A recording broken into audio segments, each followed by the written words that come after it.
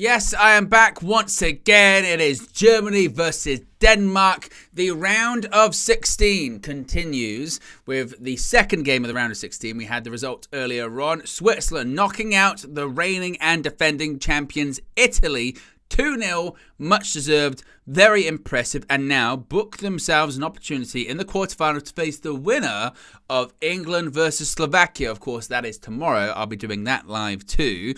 But still, before then, we have the small matter of the host. Yes, Germany looking to advance to quite far in a actual tournament for quite some time, actually, really. The last time that they were in the Euros, of course, 3 years ago, Euro 2020, even though it was in 2021. They were knocked out in this very round against England, I believe it was anyway. I think it was the round of 16, wasn't it?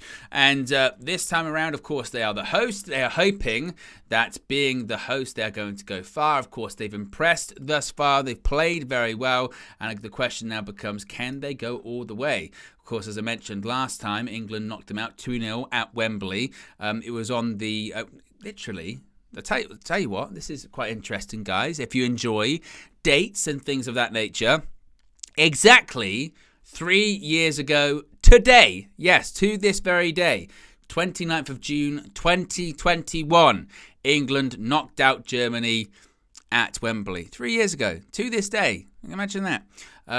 Yes, so 3 years later, can they get themselves into the quarterfinal? Something that they haven't done since. Actually, let's have a look in their recent history when it comes to the European Championship. So prior to that, it would have been Euro 2016. How far did they go in this tournament? Let's have a look. Well, they did get out of the round of 16. They got all the way to the semi-final in the previous Euros. It's all right for some, isn't it? You know, with England, we go crazy for that one. But still, we are about 12 minutes away from kickoff in this one. As far as the team news, you can see it on the right-hand side of the screen right there, but I'll read it out to you anyway. For Germany, it's the 4-2-3-1. It's Manuel Neuer in goal. Of course, the back four of Joshua Kimmich. Learned that from Kevin Atchard this morning. Rudiger, Schlotterbeck, and Raum. The sort of holding two midfielders are Andrich and Cruz. In front of them, you've got Leroy Sané, Gundogan, and Musiala, with Kai Havertz starting up front. So that means, if I'm not mistaken, yes, Florian Wirtz has been dropped, which I can't really say that I blame Nagelsmann for that much. I think if you're going to look at that sort of front four, front three, you know, and say, well, who's really sort of impressed the most out of all of those people? You probably would say Musiala has impressed the most, but the person that has impressed the least is probably Florian Wirtz. Now, we've seen Leroy Sané come on. I don't know how... You know, he's left a lot to be desired a little bit, hasn't he, Sané? But he's been really an impact player at the moment. But for Bayern Munich this season, he's been very good. But then Florian Wirtz has been very good for Bayer Leverkusen this season. So Wirtz has been dropped today, which again is quite interesting. As far as Denmark, we've got Kasper Schmeichel in goal. We've got the back three of Christensen, Vestergaard, and Anderson. We've then got the wing backs of Mahal and Bar. Højbjerg and Thomas Delaney are in midfield. In the 10, we have Christian Eriksen, of course, plays much higher up for his country than he does for Manchester United. And the two strikers up front, we have Rasmus Højlund, Manchester United's Rasmus Højlund, and Olsen as the other striker up front too.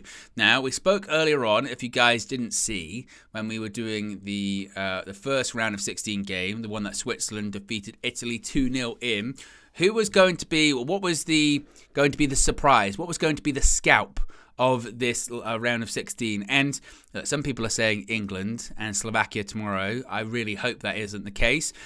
Could it be this one? Could it be this game where, again, people are expecting Germany to comfortably win, but this is the same Denmark team that did draw with England. This is the same Denmark team that just 3 years ago did get to a European Championship semi-final. So we know there's quality, we know there's capability, and we know that there's a lack of fear, certainly too. So as much as I think most people in the chat are going to go with Germany to win this one, don't be shocked if this one maybe does go the distance a little bit. And actually, maybe the last game that Germany had was that little sort of fade back down to reality that they required, because, of course, it looked like for the longest time they were going to end up finishing second in that group.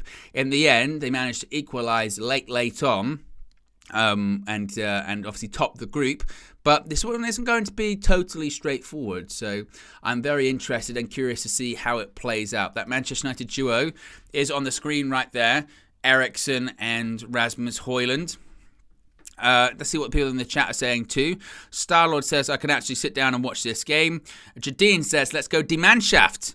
Javid says, good evening. Oh no, Calafiori, Italia out. Manchester United buy him.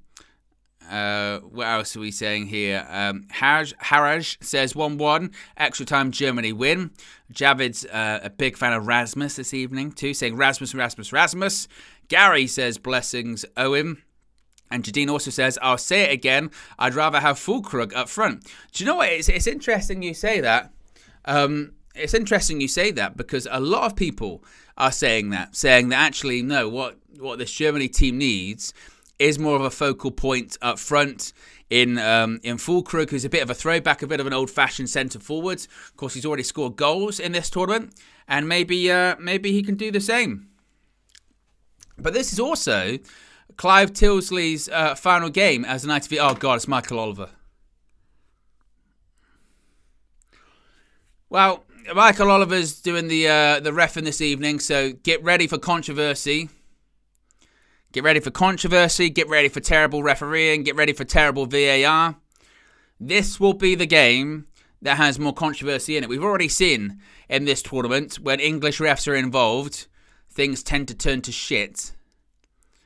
And this might be something quite similar. Michael Oliver's here. Our best, apparently. Our best, also bought and paid for, allegedly. An all-English officiating team. Good Lord. You just know, don't you? You just know where this one is going to go. I might as well get the Kenny page ready, you know. Kenny, what did you think of Michael Oliver's decision? Disgraceful. Absolutely disgraceful. Yeah, I don't disagree. What do you think of his refereeing performance? Poor, and I mean poor. Yeah.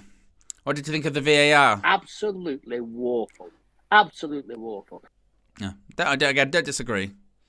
But, you know, that's what it's all about.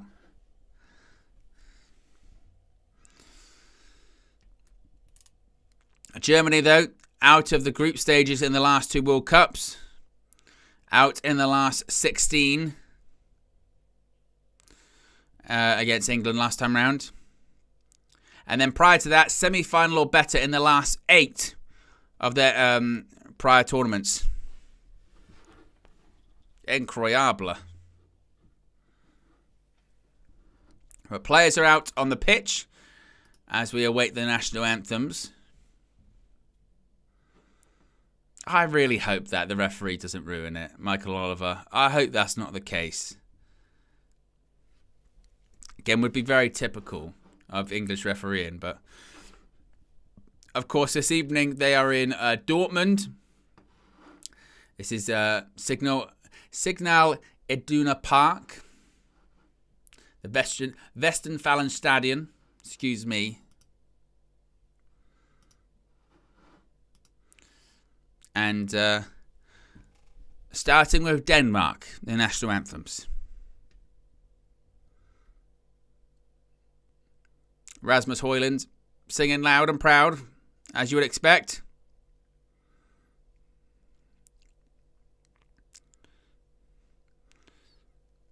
Don't really sort of think that much about the sort of Danish national anthem, do you? Vestergaard, yes, Vestergaard in 2024, playing in a international tournament. Christensen. You can occasionally just see hands of the mascots flying up like this.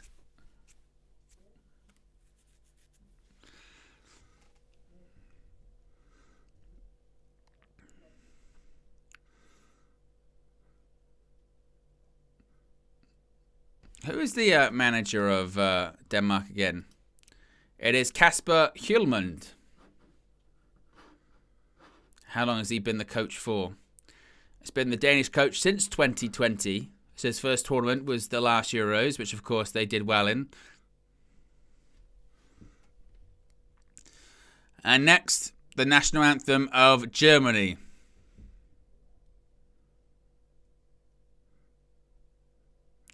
The German national anthem is very, I mentioned the Italy one. The German one's very like, it's very like, sort of lower. You know what I mean? Very low.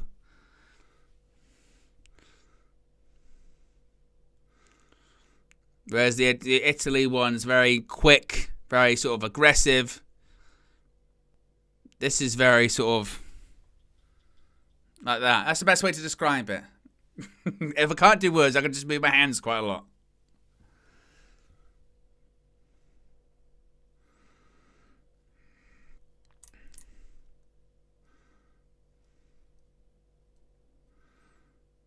Emre Can on the bench. Thomas Müller. Oh, they were really going for it, weren't they? Who was that? I think it was Robin Koch that was really going for it. And there, of course, the manager, head coach. I don't know what his official title is. Julian Nagelsmann. 36 years old and managing the national team. Unbelievable. As we are 3 minutes away from kickoff. This game, if you're watching in the UK, is broadcast on ITV, so it means we have to deal with commercials, which is always fun. But get your predictions in the chat. Get your thoughts in the chat. I appreciate everyone that's tuning in. Click the like button. Be sure to subscribe. On the road to 170,000. A reminder, now really is the time to subscribe if you haven't already. Considering everything that's coming up at the moment. Of course, we've got so much transfer stuff. With the news about Matthijs de Ligt coming out earlier today. Of course, there's news about Agate, Joshua Zirkzee too. So if you haven't already, now's the time to subscribe because there's some Newcastle stuff. Now's the time to subscribe because there'll be lots of transfer stuff, lots of surprise transfer stuff. Of course, probably in the next 2 to 3 days, one would think, there is going to be the news about Erik ten Hag and the announcement of his new contract being officially signed and the inclusion of Ruud van Nistelrooy and Rene Haak going to be involved in that too. So that's all coming up. And then, of course, we've got pre-season. I mean, after this tournament ends, literally the day after, we've got a Manchester United friendly, which is fantastic.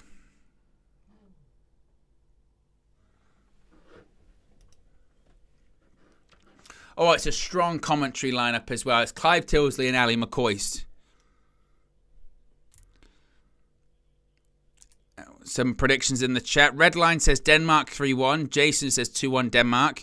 Starlord says, I want Denmark to win, but 3-1 Germany. Matt says 2-1 Germany. There you go.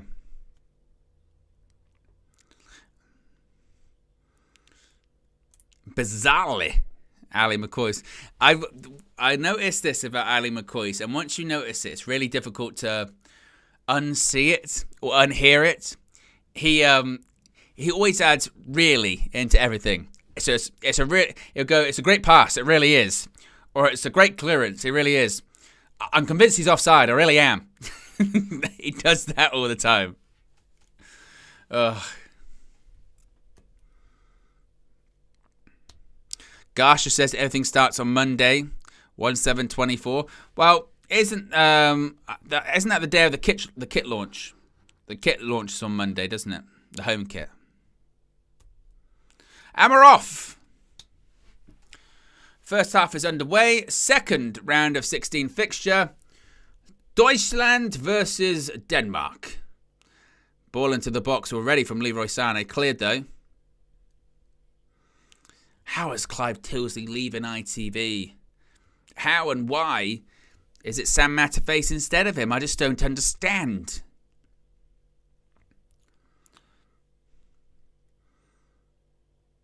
Of course, Tony Cruz, we know that he's going to be retiring after this tournament, not just from international duty, from football altogether. He's pulling a Zidane. Gundogan.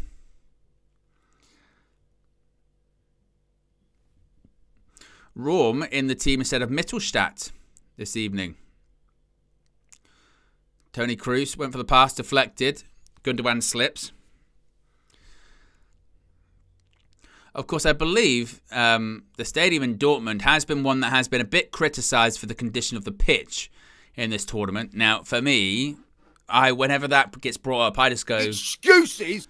Because it's both teams are playing on the pitch, aren't they? But it's something to keep an eye out for, considering the style of play that Germany like to play.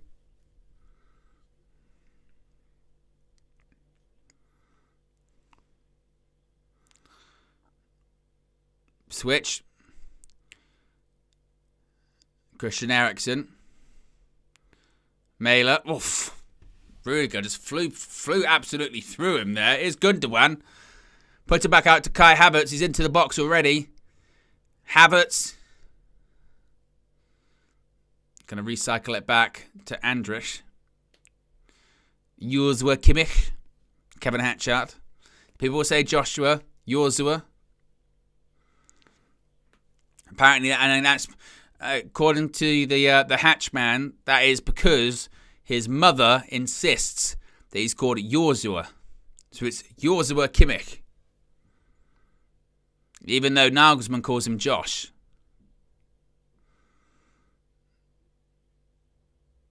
And that's going to be a throw-in. Kimmich is going to take.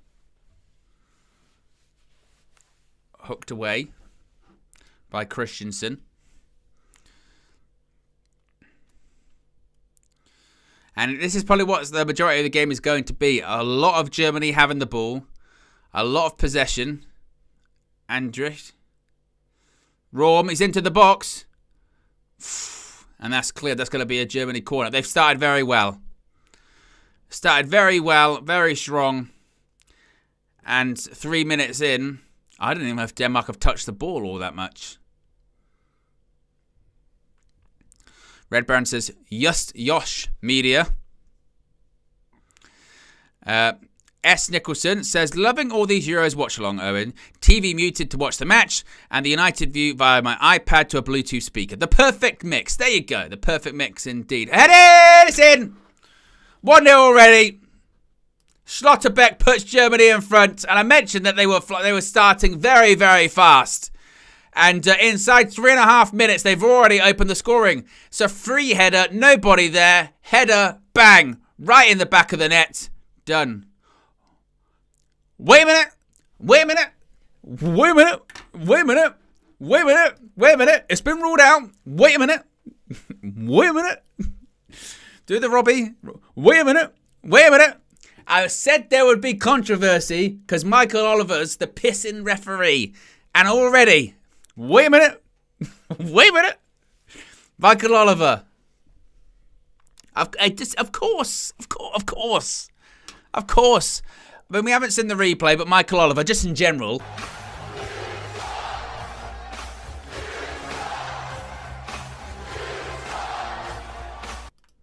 It might be the right decision. I mean, I haven't seen it. But you just assume if Michael Oliver's ruling goals out, it has to have some element of criminality. But we haven't seen the replay at all, so I don't know whether it was legitimate or not. Christian Eriksen's offside. All that we know is that Schlotterbeck had the ball in the back of the net. Let's have a look.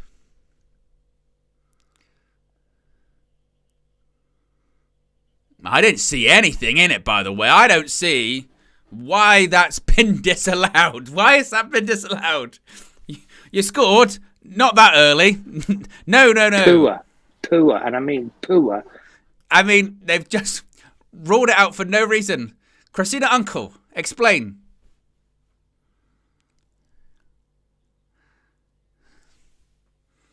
What block? Where? Oh, come on. They're saying the block from Joshua Kimmich. I mean... It's very soft. Very, very soft. I don't know. We're now... I just don't get it. I just don't. I mean, I'm not annoyed. I'm not annoyed, but at the same... Because, it'd be great if Germany went out. And I want Denmark to win. But, again, of course. Of course. I said, soon as I saw him. Shoot! Good save by Kasper Schmeichel, by Joshua Kimmich. I mean, Alan McCoy says it on commentary, and it's true. I tell you what, it's a really good save. The ball's moving. Sits up for him. Gets a wrist to it, actually. But as soon as I saw Michael Oliver, I went, there's controversy written all over this game. Because they can't help themselves. It's like catnip to those English officials. Let's just do stuff that's controversial.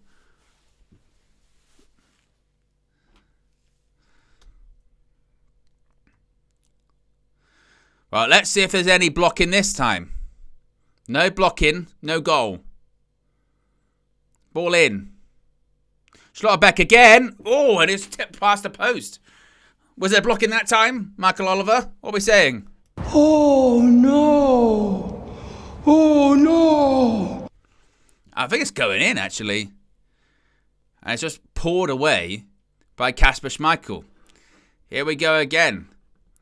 Tony Kroos is going to stand over.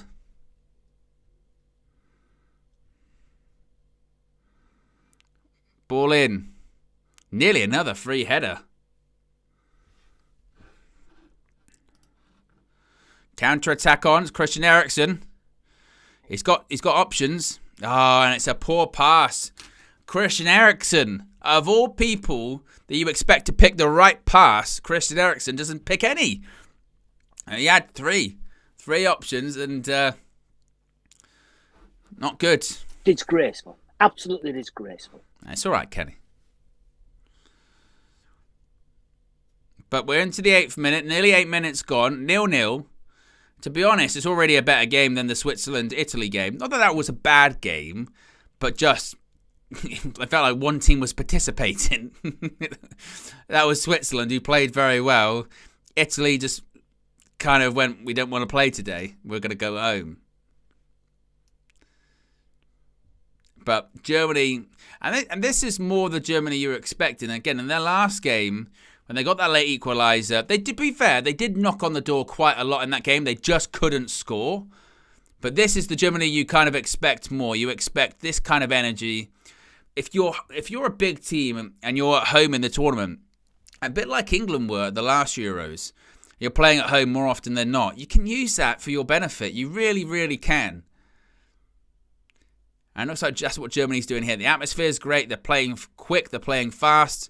They've got a really good coach in Julian Nagelsmann, who we know, as we've seen in the games thus far, has his team press really intensely.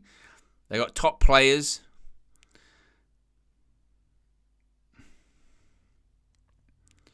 As now they're just playing out from the back a bit. Manuel Neuer on the ball. Musiala. Oh, look at that. Great feet. Great feet by Musiala. Andrew puts it out to Kimmich. Back to him once more. Tries to play a ball over the top. Wasn't very good towards Sané. That's intercepted. And that'll be a throw-in.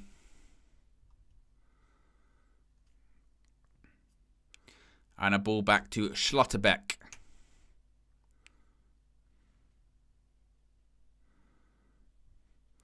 They look very confident. They look very smooth. And this is the difference, yeah. This is the difference that I'm talking about. I mentioned with ball over the top by Rudiger towards Havertz. He would never. Oh. It was a volley, and I don't know if he connected with it perfectly, but it's the fact that maybe he didn't connect with it perfectly. Nearly kind of fooled Kasper Schmeichel. He's miles on side. It's a great pass. Look at this. He does well, actually. Technique was good. And it's a good save by... Well, Kasper Schmeichel nearly misses it. Kasper Schmeichel gets lucky. I thought it looked weird initially. It kind of goes past his hands and it hits him here. But let's just let this corner play out. Because, again, this was something I wanted to say. And this is my point about possession when it comes to England and Gareth Southgate. Ball in from Toni Kroos. Header. It's another free header by Andrix this time. But this was my point. I mentioned about how you can have possession, but it can be meaningless. Absolutely meaningless. And this is my point. England had 75% of the ball, or whatever it was, against Slovenia. No shots, nothing to show for it. Boring, side to side. But a manager, a poor coach, can look at that and go, well, we had a lot of the ball, we were dominating the game. But the other team would be like, no, we were in control of the game. We didn't have the ball, but we were in control. We didn't feel threatened. Meanwhile, you've got 11 minutes here, ball in, claimed by Kasper Schmeichel. You've got 11 minutes here of Germany having 80% of the ball. And they've already had 3 shots, 3 on target.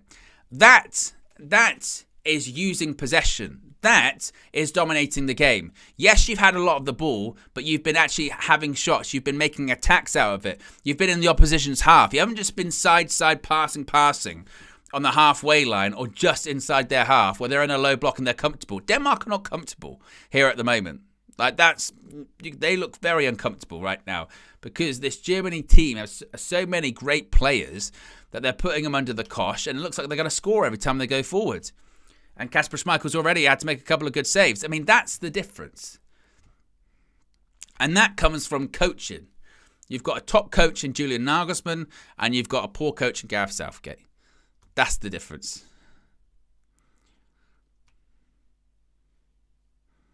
And if this wasn't working, Nagelsmann would be able to switch it immediately.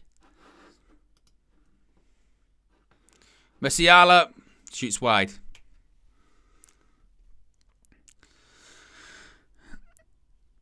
Eric Ten Hag says Højlund playing. Højlund, I don't think Højlund's touched the ball at the moment. I mean, it's been, again, Germany have had 80% of the ball. They've not had the ball at all. Just to sum it up, thus far in this game, Denmark have completed 25 passes with a pass accuracy of 72%. They have had none of the ball. And the scary thing now is watching Germany press when you try and play out from the back. Can't get hold of the ball. Andrich with a brilliant pass. Gundogan. But I'm telling you what. Germany are on it at the moment. My word. Their pressing is intense. Their passing is crisp. At this point, when they're playing this well, if you're Denmark, you just got to survive. Stay in the game. Tighten up your passing a bit. You've got to. You can't keep giving the ball away. Get the ball to people like Christian Eriksen again. Højlund, that's a good sprint, actually. Still, I don't think touched the ball.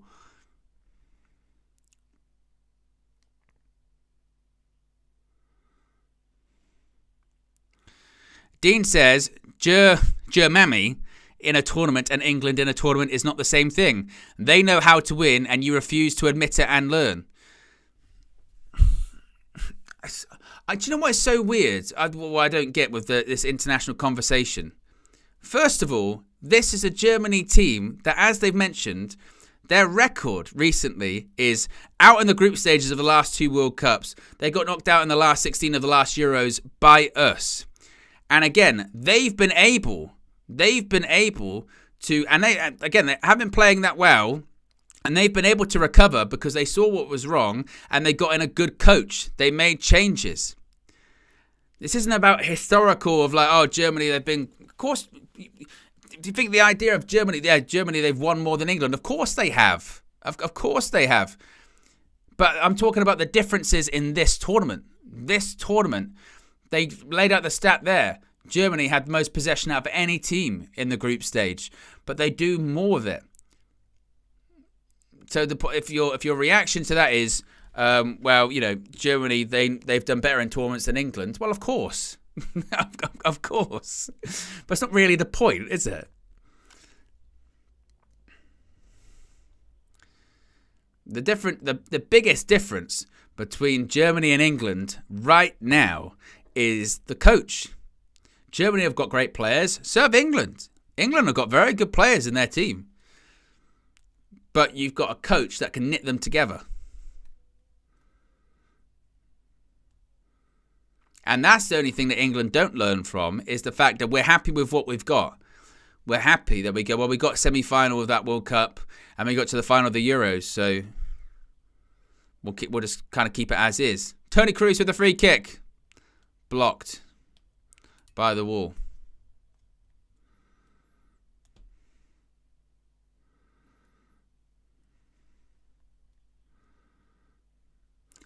I think the funny thing as well, of going about, talking about England, who I've consistently said that I don't think England are going to win this tournament.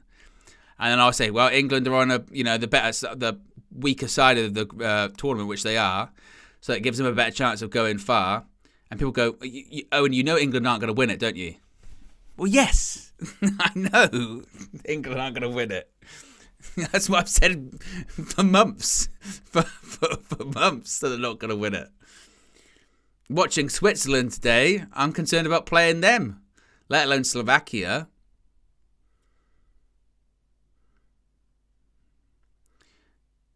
Here's Andrich. And really, what the sort of big, eye-opener is when you see teams play like this, and you go, "Oh my God! If we played Germany tomorrow, we'd be in trouble." But bear in mind, we played Denmark, and and it was very equal, that game. Here's Rudiger. Good ball over to Kai Havertz. Going to be a ball in. Nearly. Rom. Back to Toni Kroos. Good switch. Out to Kimmich. Havertz. Andrich. Rudiger. Deflection. Keeper claims.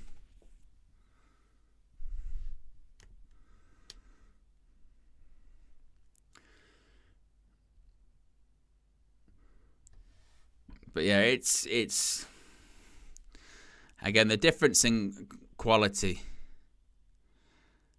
between, and if you're Denmark, what you've got to do is just survive, stay in the game as long as you can, hope that Germany tire out a bit, back off, get some set pieces, free kicks, hit a counter attack. Eriksen again, poor. A couple of opportunities for Eriksen to some passes.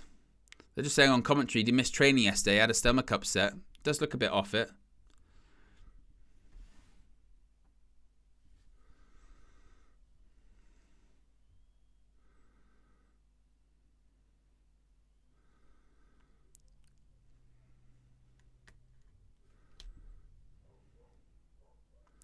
Here's Højlund.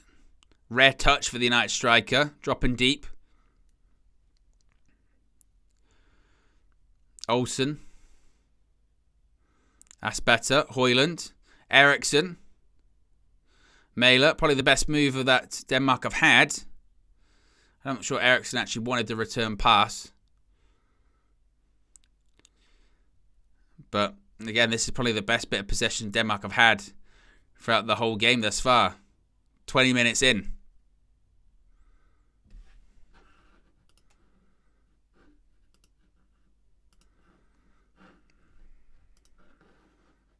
But again, this is what you do. This is how you just stay in it. Stay in the game. Get some possession. Wait for teams to drop off. Of course, Germany did have a goal. Ruled out, though, for what is judged as blocking.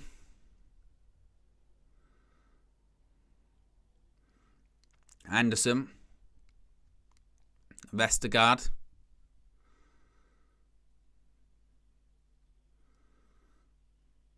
Schmeichel. This is, to be honest, exactly what Denmark needs to do. Just take the sting out of the game. They tried that ball over the top. Eriksen is in, but what a touch! Christian Eriksen. Oh, my goodness me. And I mentioned he started really poorly. That was a tremendous touch. Look at this. He's onside. Look at this. That touch is absolutely outrageous. I tell you what, if Rudiger doesn't block this and he scored this, this would have been an absolutely outstanding goal. That is an outrageous touch by Christian Eriksen. What, my words. What a pass, and touch drops it, just literally stops it. Oh, unbelievable. And now, here's the corner for Eriksen. Go short to Scholes. Olsen. I don't know why he's... I was thinking Scholes. Clive Tilsey called him Scholes.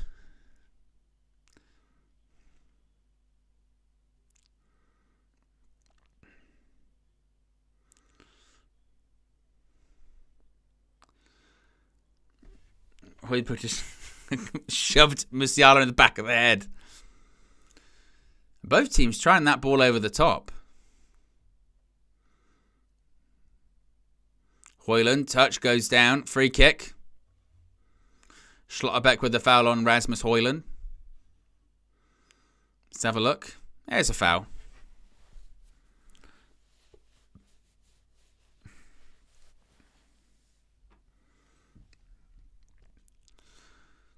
Nagelsmann prowling the touchline.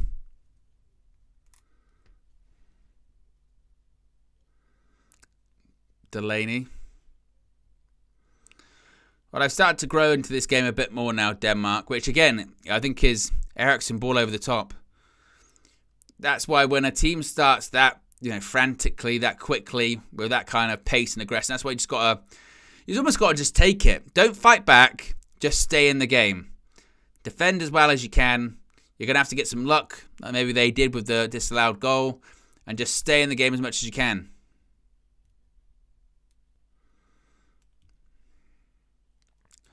Now they've started to get some possession back too.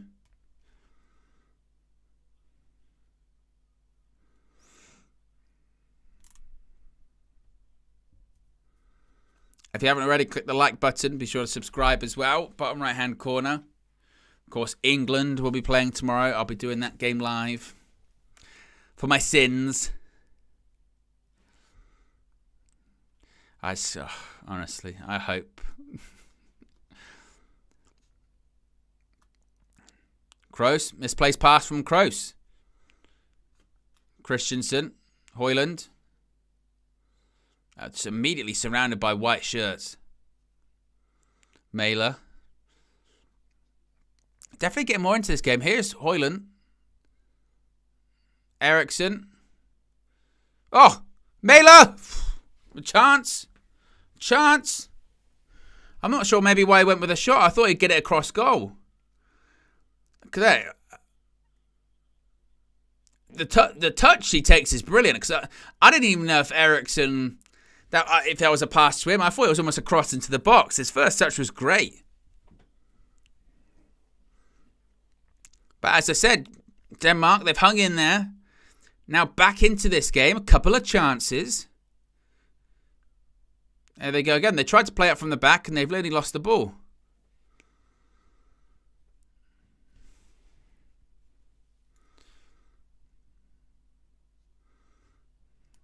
Just imagine if this was, if it did end up being England versus Germany. Oh.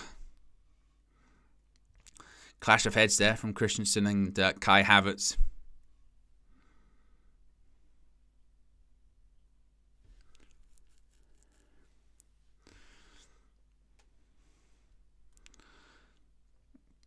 Of course, Germany haven't been past this stage of the tournament since 2017 in the Confederations Cup. Is that still a thing? Or is that doesn't exist anymore?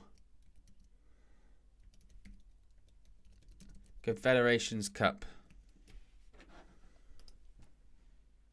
Does it end? Yeah, it doesn't exist anymore. In March 2019, FIFA confirmed the tournament would no longer be staged, with its slot replaced by an expansion of the FIFA Club World Cup.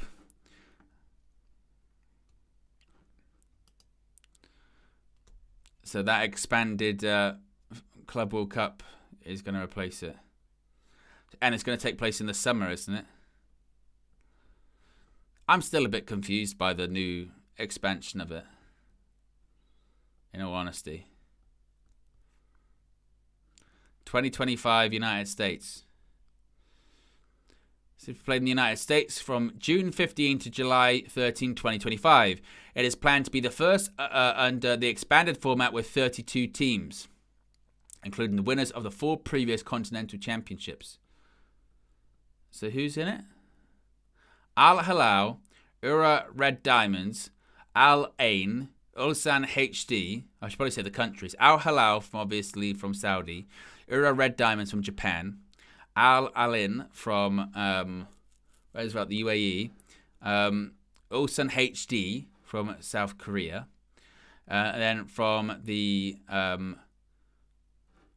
AFCON, you've got Al Ali, which is from Italy. Wydad Casablanca from Morocco. Esperas de Tunis from Tunisia. Mamelodi Sundowns from South Africa. Then from the CONCACAF, got Monterrey, Seattle from Mexico. Seattle Sounders from America. Leon from Mexico. And Pachua from Mexico. Then from South America, you've got Palmeiras, Flamengo, and Fluminense from Brazil. TBD, who are the winners of the 2024 Copa Libertadores. River Plate from Argentina. There's one spot for a team from the OFC, which is Auckland City from Australia. Then from UEFA, there's 12 slots. There's Chelsea, Real Madrid, Manchester City, Bayern Munich, Paris Saint-Germain, Italy, Porto, Benfica, Borussia Dortmund, Juventus, Atletico Madrid, and Red Bull Salzburg. What are Red Bull Salzburg doing in it? Well.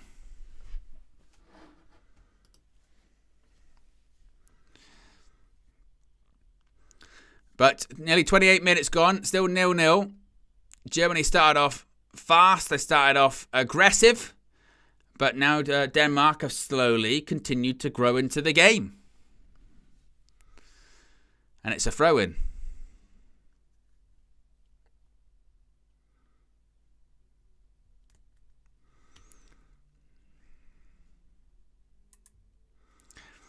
Eric Ten Hag says, where's United disgrace cheat? Well, unfortunately, Manchester United, in terms of European competition, haven't done all that much in recent years.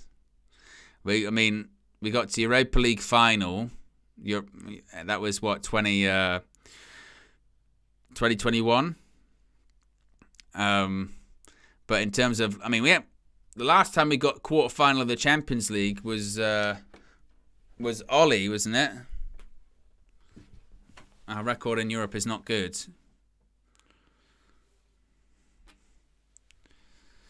But like I said, I don't know what the Salzburg thing is.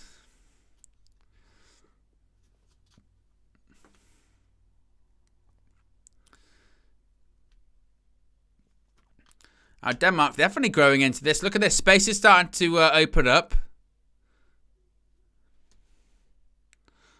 Barr puts it back. Mailer. Oh, that's going to be a foul. It is. Right on the edge of the box.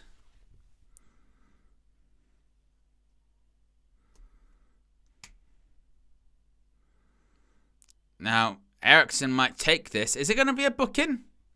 I think that could be a booking. I think it could. It could have been killed. Well, maybe. You know. But where's the card then? Where's the card?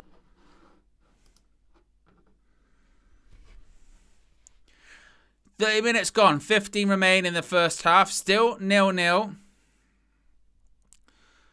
Christian Eriksen is going to stand over this free kick.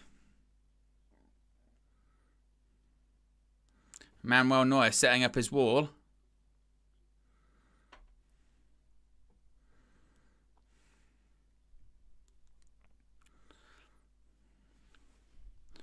This is a difficult one. because it's one of those ones which they say, is it too close?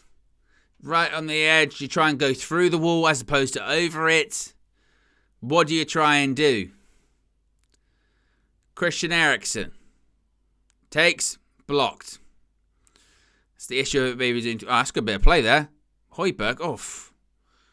I tell you what, the skill to go past the player wasn't bad.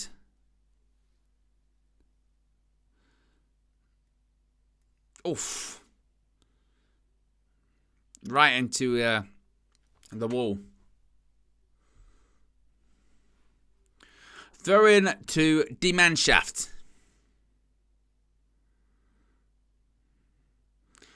And now a bit of a weather report from Clive on commentary saying that it's starting to rain heavily in Dortmund. I believe they're saying thunder and lightning. Jade Cargill settings. A storm is here on the way. Here comes Germany on the counter-attack. Good touch by Gundogan. Musiala, tried the reverse pass. Really good defending. Stayed in. It's not gone out. There you go.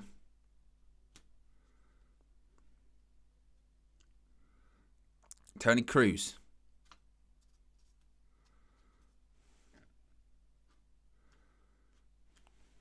Andrich. Cruz.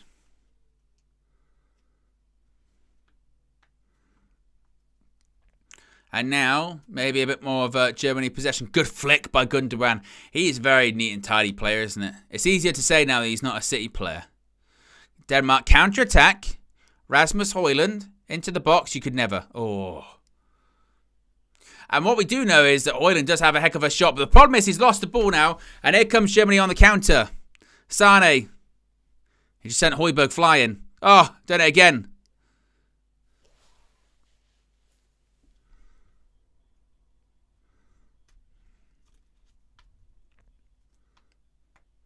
It's a throw in.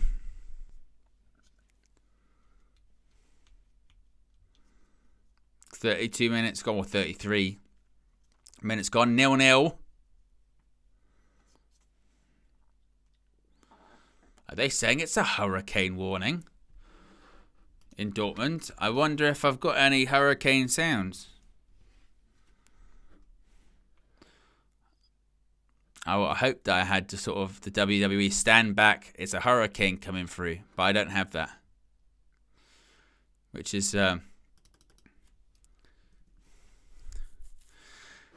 it is raining. We must forget it's been raining.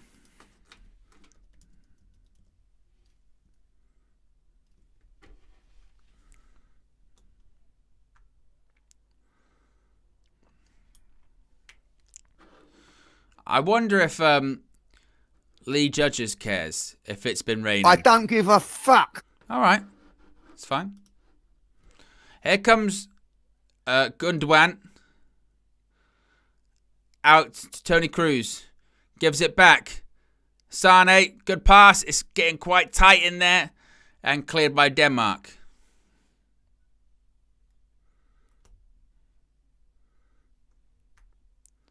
Andrich.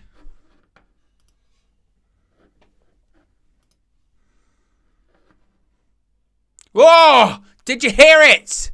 Did you hear that? Did you hear the thunder? Oh, it was loud.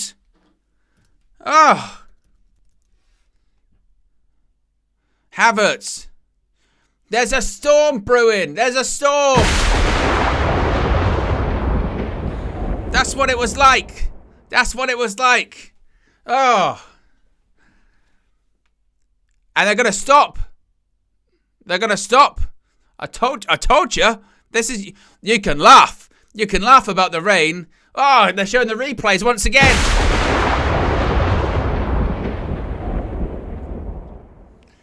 Michael Oliver not taking any chances. Game paused. What's going on?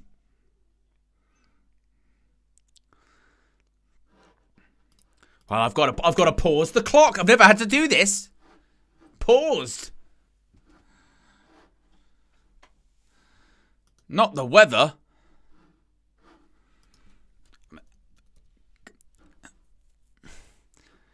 Can I do any rain sounds? Can I do any rains? What's this?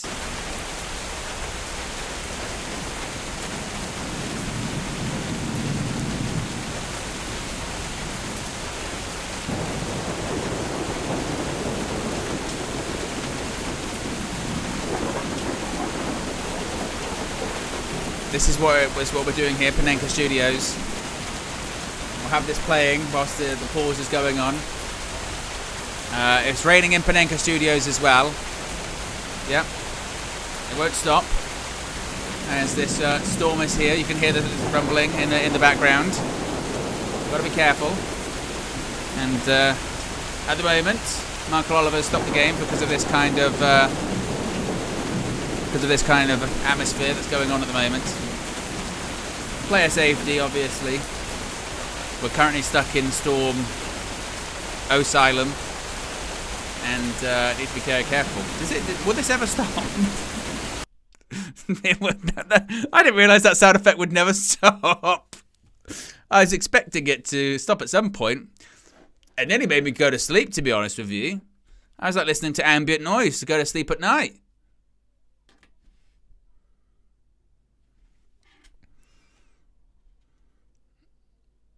Now, is there going to be a delay or anything like that?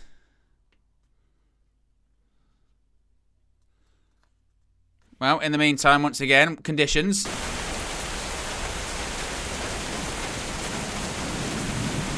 Obviously need to, we can do the latest transfer news like this. We'll have to continue.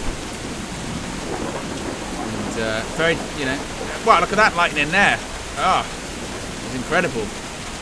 They did say that this storm was a brewing, and now it's not only arrived in Dortmund, it's here in Panenka Studios. This is how you know we're based close to Germany. Listen, it's very loud. Very, very severe. A lot of the Denmark players are currently standing under the dugout at the moment.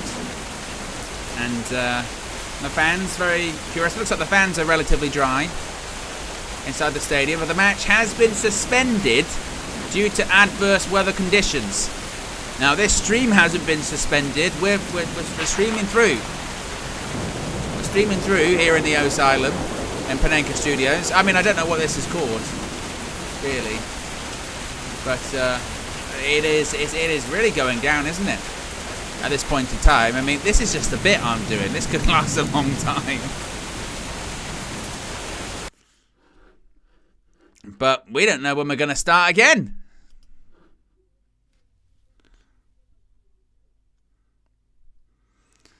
Ugh.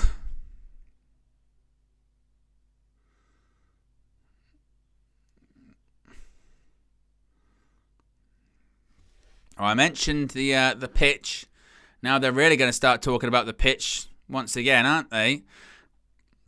Considering it's getting absolutely drenched at the moment, the pitch. Some would just say... Excuses! I don't know.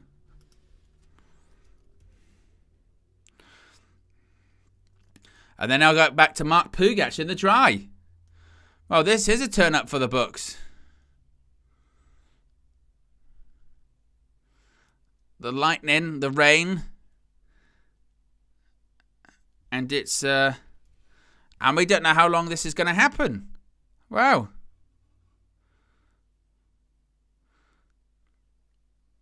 Well, obviously, if this was Old Trafford, we'd be underwater right now. It'd be like we need some kind of sort of boat horn, wouldn't we? If it was if it was at Old Trafford at the moment. But wow, this is very interesting, isn't it? Let's see what people are saying here in the chat at the moment. K Flow has gifted out not 1, not 2, not 3, not 4, but 5 UV memberships. Tell me he didn't just say that.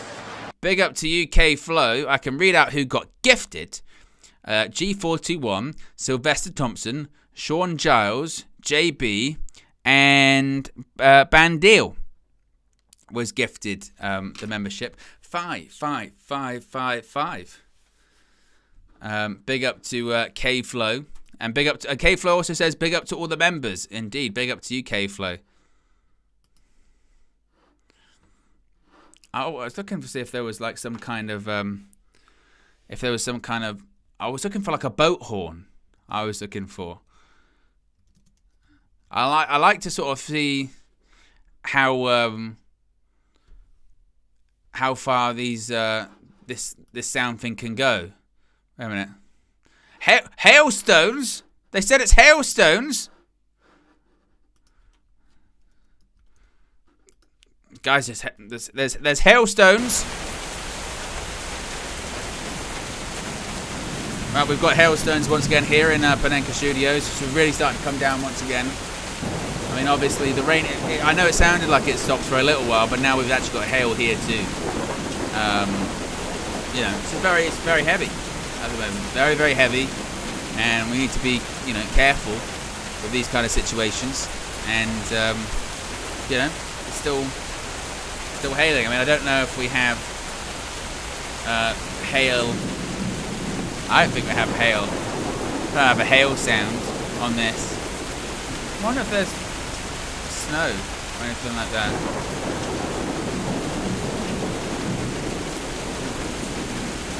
But yes, we're still doing the rain bit because that's what we're doing.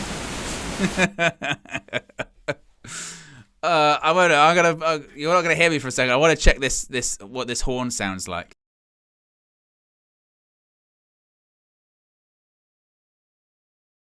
That's what I was looking for. So obviously, if it was raining like this at Old Trafford, you'd be hearing this next. Get on the boat. You know what I mean? Titanic noises. You'd be like, that's what you'd be doing. Yes, it'd be that kind of level.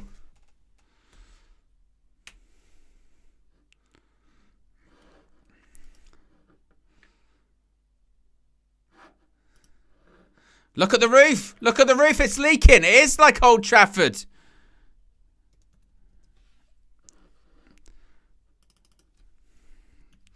Hey. And they had the nerve to mock us. Yeah. Maybe get the boats out for them, too.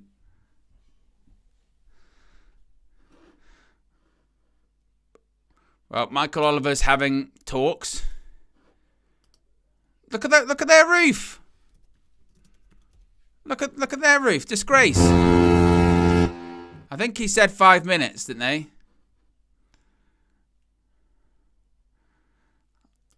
And again, it's proper coming down from the roof, isn't it? I mean, it doesn't look like there's any more thunder. It just looks like there's a lot of rain once again. So I think we're gonna have to. Oh, look at them! They're down. Look at them getting soaked. You're madness. You'll catch a cold. Be careful. You'll get a cold. They're dancing in the rain. Who do they think they are? Oh. Well, it's just. And look, it's literally. Look at that roof. Look at the roof leaking on them. The nerve. The nerve. They have the nerve to criticise us for all of this.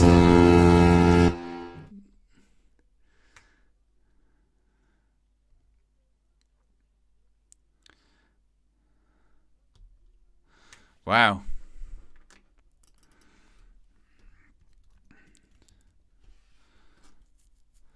Unbelievable.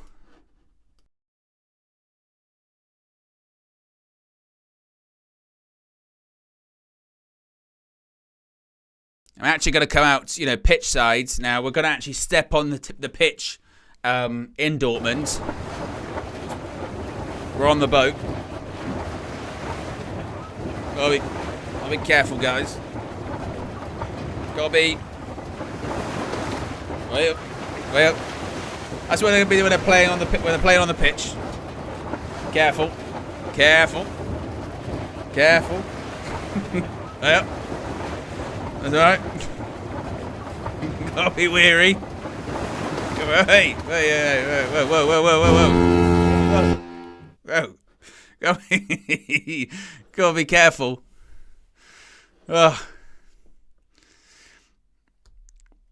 What else have we got on here?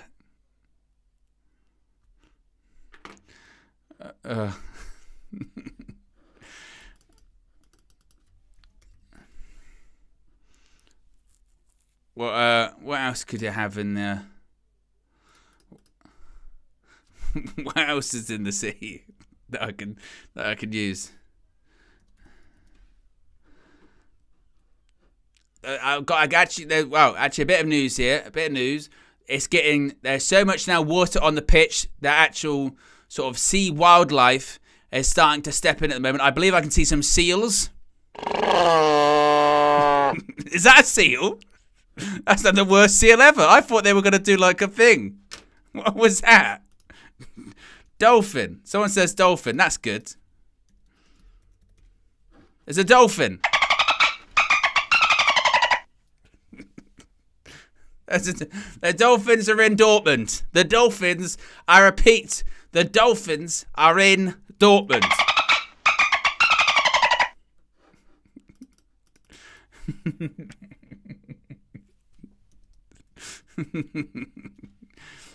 It's a whale. Is that a whale? Sounds a bit upset. I think the whale's in danger. Let's have another listen. Is that a whale? Ugh.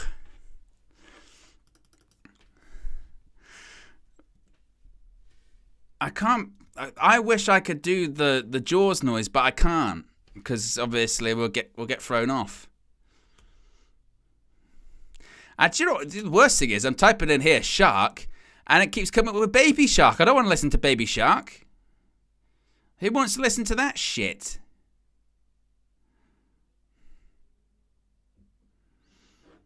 Or if I played it, I'd have to stop it immediately.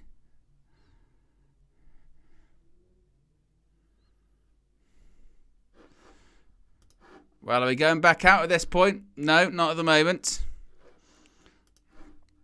I don't know a lot that really sort of... The rain is easing. The rain is easing. That's new news. Okay. Rain is easing. Maybe, is this a bit lighter? Still quite heavy, really, that, isn't it? I'm looking for more just sort of drizzle. There you go. I've typed in drizzle. A bit lighter. And so as you can see here, just by the sound of things, it's starting to kind of, just a little bit. The rain's starting to sort of slow down a bit. Not as loud as it was previously. Hopefully within the next 5 to 10 minutes, we should maybe have should be a bit better. But as you can hear, it's still starting to, a little bit.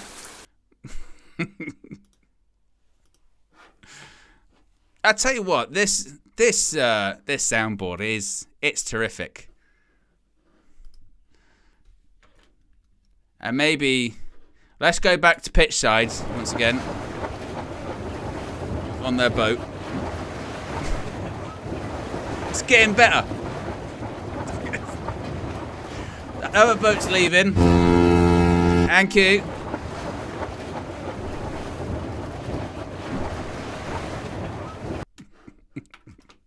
Where would I be without this soundboard? What are people saying in the chat? I've really just, for my own gratification, just clicked a load of sounds for 15 minutes. The Marvel Chicken is the latest member of the UV's Members Club. Welcome to you, the Marvel Chicken. We marvel at you, the chicken. What else are people saying? Here. Steffi Jenks says, my Spanish friend in Madrid says there was a summer storm just days ago. As Bacon Butt, it's that fine rain, soaks you through. Yeah. It's that fine rain, soaks you through. It is quite nasty, isn't it? Is there any more thunder on the horizon? I don't know.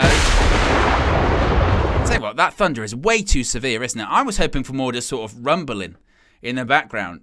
I mean, if you're hearing that kind of thunder, that's above you. That's get out the way kind of situation, isn't it? Way too fierce.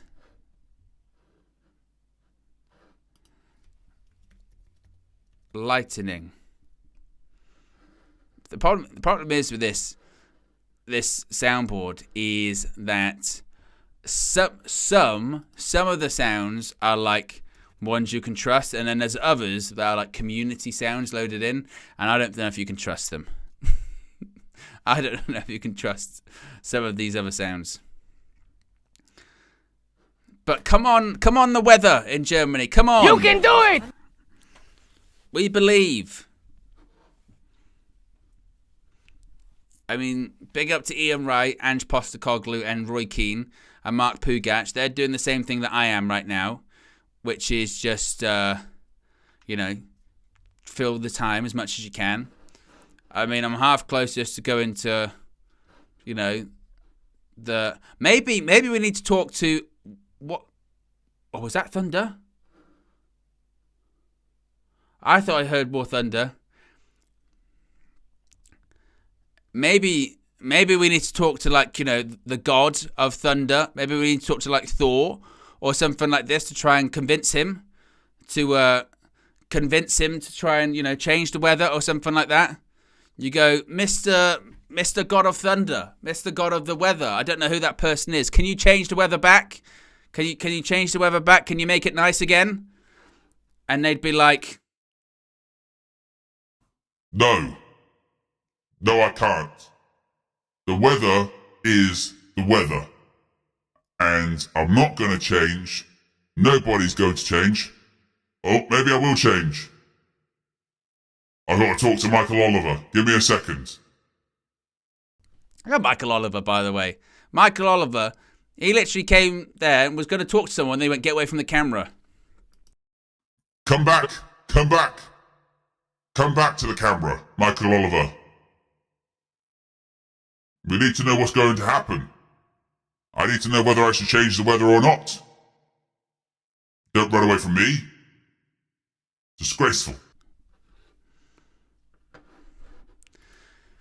But still, we wait for what's going to happen. Now we're having to watch the Switzerland-Italy again. A Switzerland-Italy game again. Ugh. What's everyone else doing at the moment? Let us know. Let us know what the weather's like where you are at the moment. Where I am, it's fine. It's lovely. Well, apart from obviously when I was pressing obviously all those rain things. That made it seem like that's the beauty of the technology, I get already a bit sick of the rain already. I kind of overplayed it a bit.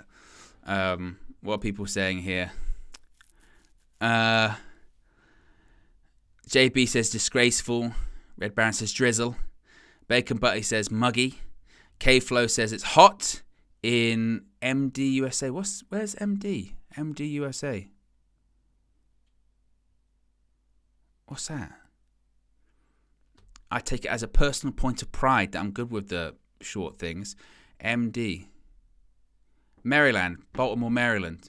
Yeah. Shit. Maryland. Yeah. I should know that. That is a disgrace. David says, it's lovely up here in the Shetlands. Haha. Dean says, south of France. I can't wait for the storm. Weather is heavy. CH says, I'm rubbish with the States. Usually, I'm good with the States because throughout my entire life, it's been, with the wrestling. We're live here in Baltimore, Maryland. We're here in Los Angeles, California. We're here in Davenport, Iowa. We're here in Sioux Falls, South Dakota. We're here in Charlotte, North Carolina. We're here in Seattle, Washington. We're here, whatever, Indianapolis, Indiana. That kind of thing. So that was a disgrace. Lil Yo says, don't go chasing waterfalls. Have you seen the film The Other Guys where the Michael Keaton chief of police guy can't stop doing TLC references. It might be one of sort of the funniest things ever. When he'll be in a conversation and he'll go, just do me a favor, guys. Don't go chasing waffles. And the Will Ferrell character looks at him and gives it like, really? Yeah, really? You don't think that's a TLC reference? I just don't even understand the reference. No. You gotta be really quiet here, right? You gotta creep.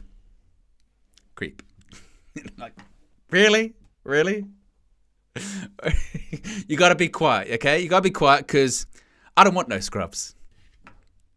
You don't know that? You don't know that's a TLC reference? You don't know that's a TLC reference? No, I don't even. They're warming up at the moment. This is positive. Maybe that we need an applause button. There you go.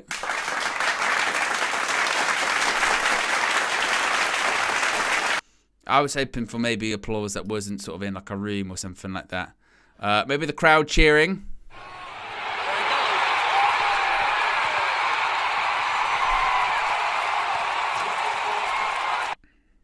Back out on the pitch. This is exciting news. Man, if it goes extra time in penalties, it's going to be a long night, guys. Bacon Butty says he works in the hardware. He works in Bed Bath & Beyond. When he goes, I'm the head of police and I work part-time Bed Bath & Beyond.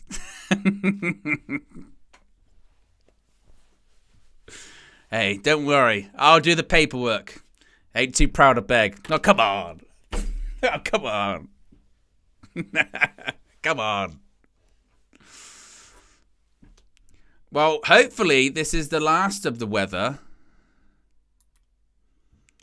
Hopefully this is the last of the bad weather and we can continue this. And the worst thing is, of course, that we've got like 10 minutes left. So we're going to play for 10 minutes and then we've got to do half-time again. What a pain in the ass. Walkfist says, the weather said, hold on, wait a minute. We're not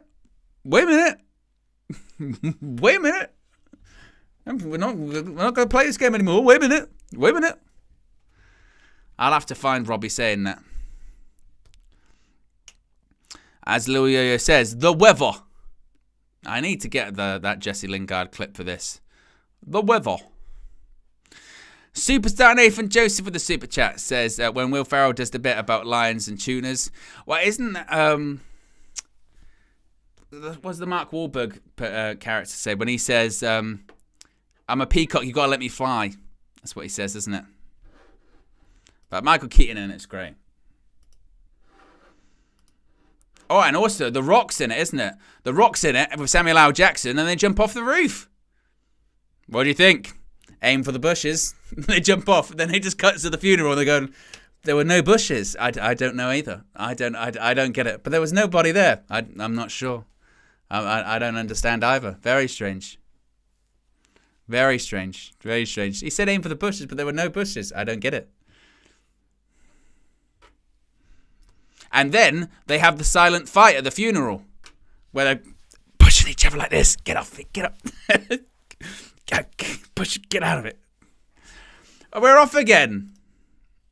Here we go.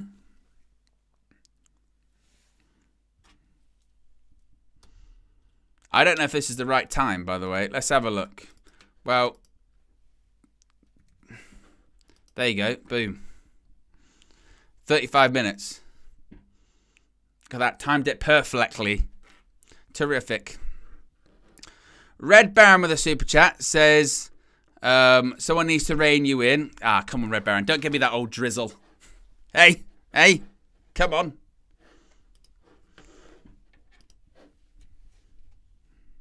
You know. But I have to be careful, you know, when it comes to those kind of puns. It can lower the tone of the show. We don't want this to be a sinking ship.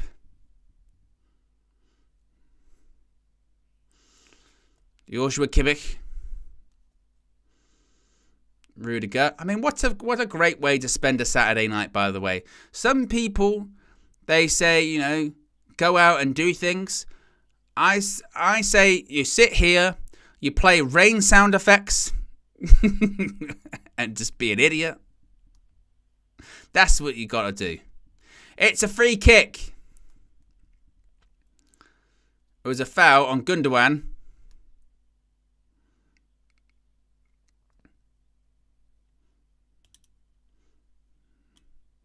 Was that a foul? They said Højlund fouled him. Sure about that. But Tony Kroos standing over this free kick. And again, the worst thing is we're going to do this for 10 minutes and we've got to go 15 minutes of half time. Room. Ball in! Oh, what a save. Headed right at Kasper Schmeichel. Anywhere the other side, it's 1-0. Another ball in. Another header! Side netting. Crowd, you thought it was in. But it's not. We're seeing the second one. Let's see the first one.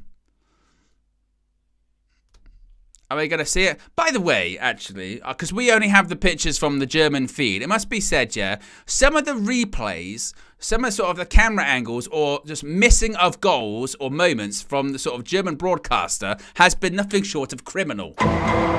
This has happened a few times in this tournament.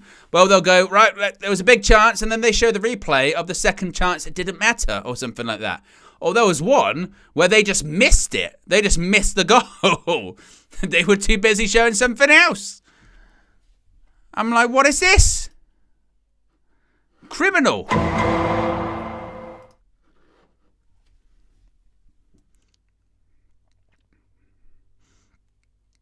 But there was a chance for Germany, for Die Mannschaft. It's opportunity. Oh.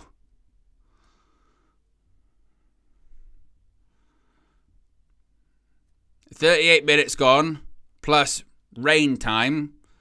Well, is there going to be any stoppage time, actually? That's a good point. If I say so myself. Do you bother, or do you sort of go, well, rained a lot, innit? So we've got to make up some time.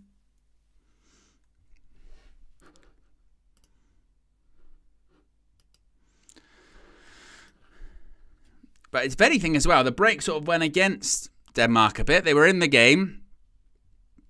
Gave Germany the time to reset. Although, don't want to say that too loud. Yeah, we're getting posts from Matt Letizia talking about affecting the weather. Makes you think. makes you think. That's one of my favourite memes. Makes you think. Straight at Kasper Schmeichel.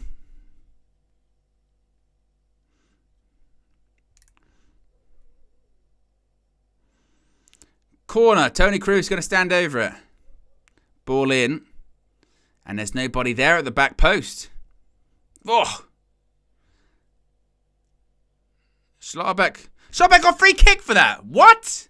How on earth has Delaney fouled Schlotterbeck there?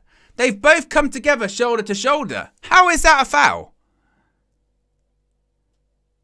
Why, Michael Oliver, honestly, as a referee. Poor, and I mean poor. I appreciate the safety of the players. That was the right decision. But what was that? Tony Kroos standing over it. Ball in.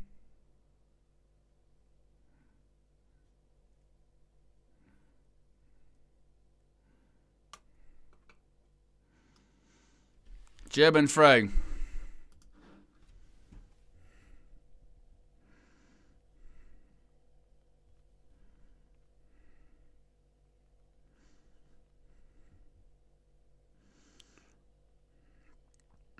Oh, someone on the Danish staff's getting booked. Probably because they're complaining about the free kick.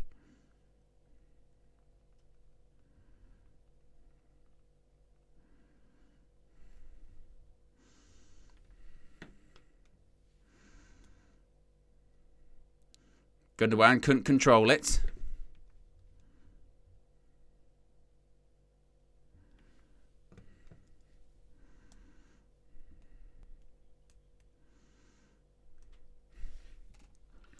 Excuse me. Joshua Kimmich. There you go. Joshua.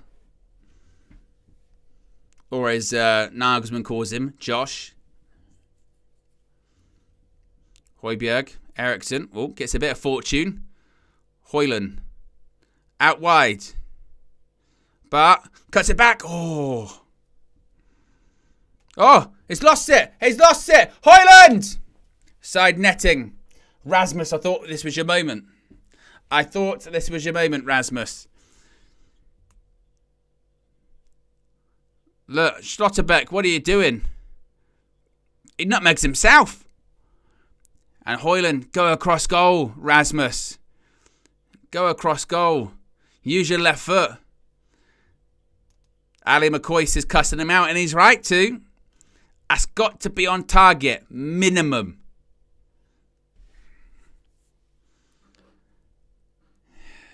I thought that was his moment. Oh no! Oh no! It will come, though. It will come. You expect more from him, but it will come. Rom. Musiala, well played. He hasn't had a lot of the ball, Musiala, so far.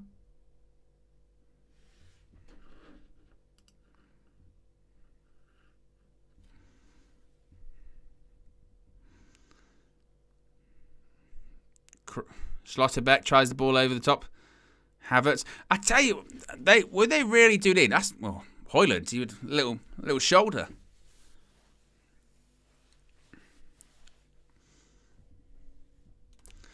I tell you what. I'm just listening to Clive Tilsley talking about Højlund, and I'm giving him the eyes.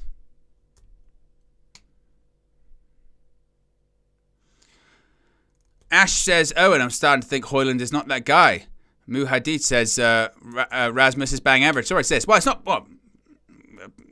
based off a miss against Germany in the Euros. You know what I mean? To be fair, what Clive Tilsley was saying about him is right there. He's not the finished article. We know that's the case. He's not the finished article. He does the wrestling too much for me. But this is why United need other options, because there are going to be points where he's out of form. There are going to be points when, he's needs to be taken out of the spotlight. We saw him actually towards the end of last season when he was actually coming off the bench. He looked far more effective, didn't he? Cleared. And that's because sometimes you need to take players out the side because he's not the complete article yet. How old is he? 21? He'll come. And I think definitely as United fans, when they're on international duty, we got to defend them, haven't we? Got to defend them. Because if we don't, who will? It's certainly not Ops. That's what they'll say.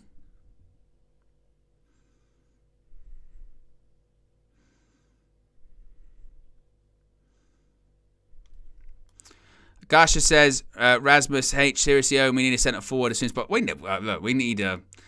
need strikers. Absolutely, we've got one.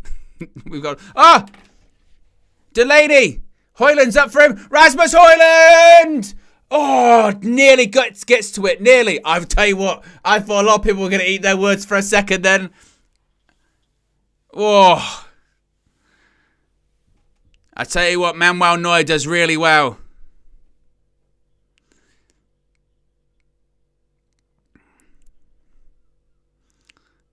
Look at this. Great pass by Eriksson. Delaney does well. And I tell you what, there's not much more Rasmus Højlund can do there. Because look, it's just in front of him. And all he can do is just try and sort of dink it. And he just gets there. He's really unlucky.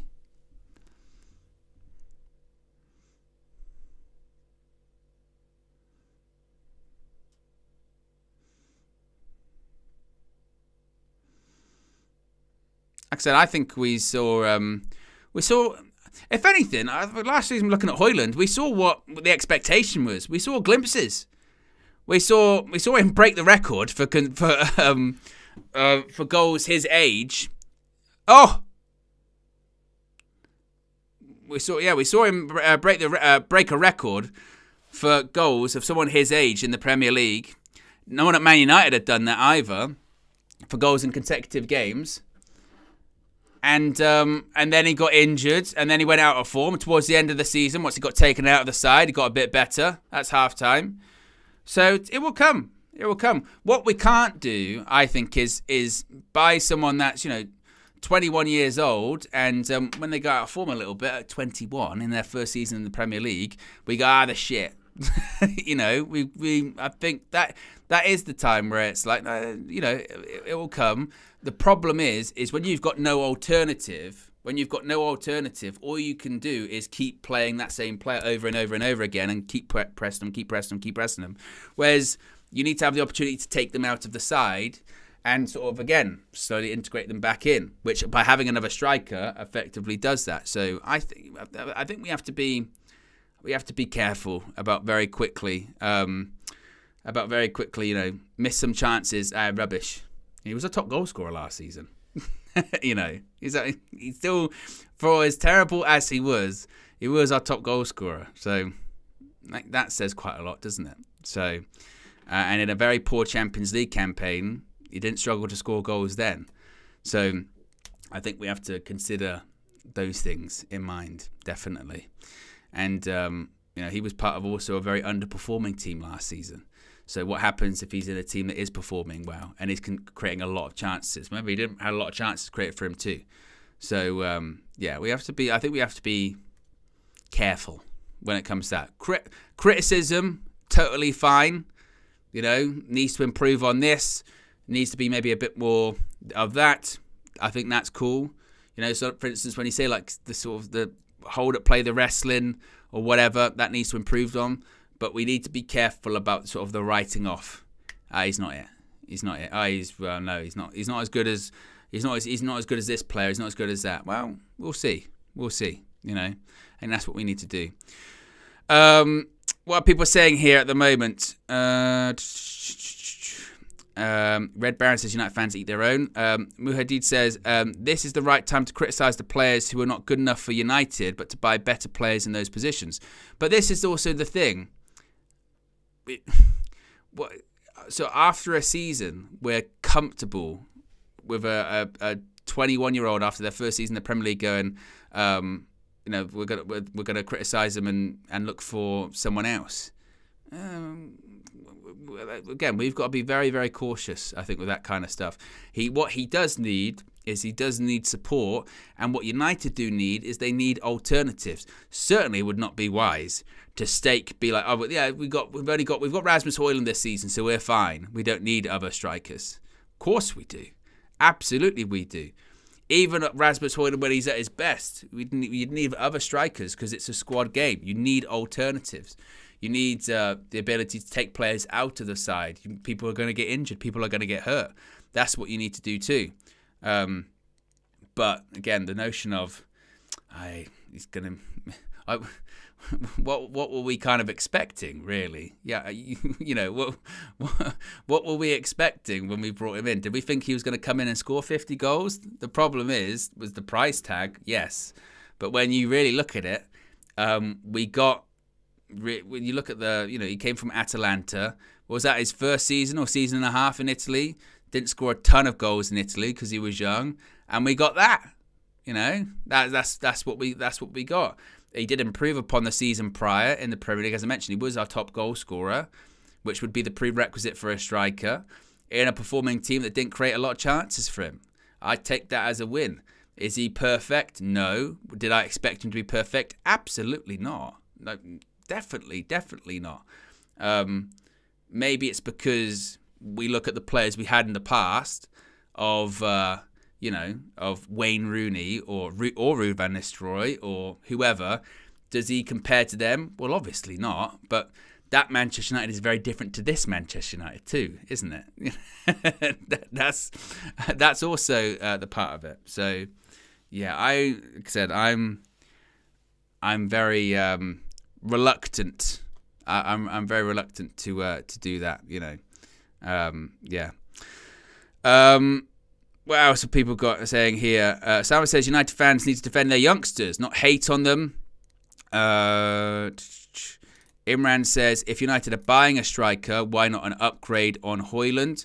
Well, it depends. Again, I spoke about this earlier on with the De Ligt stuff. My theory is that Manchester United fans have no idea what they actually want. And I throw myself in this as well, because I'm guilty of this too. But what I mean by this is, we say that we want football people making football decisions. We get them in, and then immediately we don't like them. We don't like them. We say we want transfers done quickly, and then when it comes out that we are sort of negotiating with people or talking to people, we don't like the players. If they're based in the Premier League, we don't like them. If they're based across Europe, we don't like them. And then if you ask who we do want, what we really want deep down, I think, is people we have no idea who they are because we've got no point of reference to judge them on. You know what I mean? I just think we will never be happy until we are winning the Premier League and the Champions League again. And even at that point, we'll probably find something to complain about. But my belief is we have no idea what we actually want. We go into transfer windows saying we want these positions, and then we do buy for these positions and we don't like it. We say that we don't want to overspend anymore, so we pull out of transfers because they're too expensive, and we complain that we're pulling out of transfers. It's wild. We say we want to bring young players through. Then, as my style advisor says in the chat, you've then got Garnacho as his first full season, by the way. Season prior was a breakthrough season that really began in earnest in sort of, what was that, like October, November, coming on as a sub. By the time his first full season, he's playing nearly as many games or more games than most others in the squad. He's fit all season and plays and still scores goals, getting assists. And we're desperate to say that they're shit. He's not going to be that good. He's rubbish. You go, he's a kid. It's his first full season. Let's support. Let's go. I don't know. It's quite. And again, I think people get confused by that because I think when you say stuff like this, because you're not allowed to criticize. Of course you are. Of course you're allowed to criticize. But it's like the sheer, again, just writing off completely of players that maybe have only played a season for Manchester United. It's one thing, if you look at someone, let's say like Luke Shaw, right? The guy's been at Manchester United for a decade. I mean, if you haven't come to a conclusion about him at this point, I don't know if you ever are. If he's available on his day, he's a great player. But the injury record is what it is. Man United need a new left back. Okay, and I'm not saying every player needs to take a decade to get to that point. 2 or 3 years, that is what that is. But we ask for certain things, we get them, and then we complain that we're getting them or we're doing them because we don't like them. And it's like, oh, I don't know. And then, like again, a game like this, we see our striker not be involved that much, then involved a bit more towards the end. Bear in mind, again, that's a chance that he's taken with his right foot and hit the side netting, and that's the evidence that he's rubbish.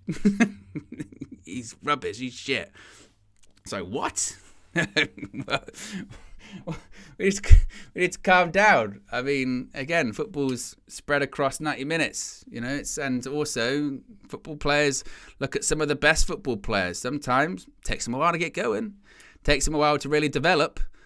I do wonder, with, for instance, say with like Cristiano Ronaldo at Manchester United, people forget the first couple of seasons. I watched him at Old Trafford at the time. I remember going to watch Man United versus, I think it was Spurs, and we won 3-0, and the weather that day was really windy.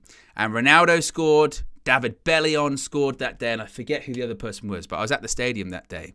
And again, that's Cristiano Ronaldo doing a lot of step-overs, very weak. Oh, I don't know about that. Not sure about that. If we took the mentality of, never make it, rubbish, get rid, Well, now Cristiano Ronaldo. Look at Gareth Bale. Gareth Bale, when he went to Spurs, they were close to getting rid of him, selling him, I think, to Birmingham or something like that, playing left back. He had a run for a period of time where every time he played, Spurs lost, and some young players, it takes some times, it takes time to develop, it takes time to adapt, it takes time to, become the end product. It takes time to overcome the mistakes that you've mentioned previously. And that's the whole point. That's growing. That's being a football player. That's what it is. Constantine says, stop being disingenuous. It's not the only evidence. What is the evidence he's good? The evidence that he's good is that whilst we were in the Champions League, he was the top goal scorer out in the group stage. The other part of evidence is that he broke a record last season for the youngest player to score in a certain amount of consecutive games in the Premier League. It's not. You asked for evidence. Pretty good evidence, isn't it? You know what I mean? Like that's that. If you're asking for evidence of Rasmus Højlund, is that not enough? Is that not enough for evidence that there is something there, as opposed to evidence that there isn't? I don't know. I don't know about that. That's not being disingenuous. Ash says, Owen, there's a difference between young Cristiano Ronaldo's skill we saw versus Anthony's stupid skills. I wasn't comparing Anthony to Cristiano Ronaldo. My goodness me. But I think that's and again, that's the thing you have to be careful with again this kind of stuff. Well, where's the evidence that he's any good? Well, is it a case of there hasn't been any evidence, or is there a case of you don't want to look? Isn't that not the case really? Because if you do look there, again, you look at Champions League goal scoring, you look at the fact he was our top goal scorer last season, you then look at the fact that, again, he broke a record in the Premier League for scoring, 6 games on the bounce, youngest player to do it in the Premier League, youngest player to do it in Manchester United's history in the Premier League.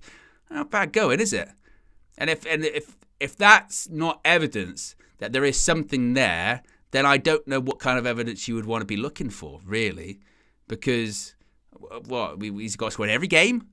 He's got to score 20 plus goals in his first season at 21 in the Premier League. I don't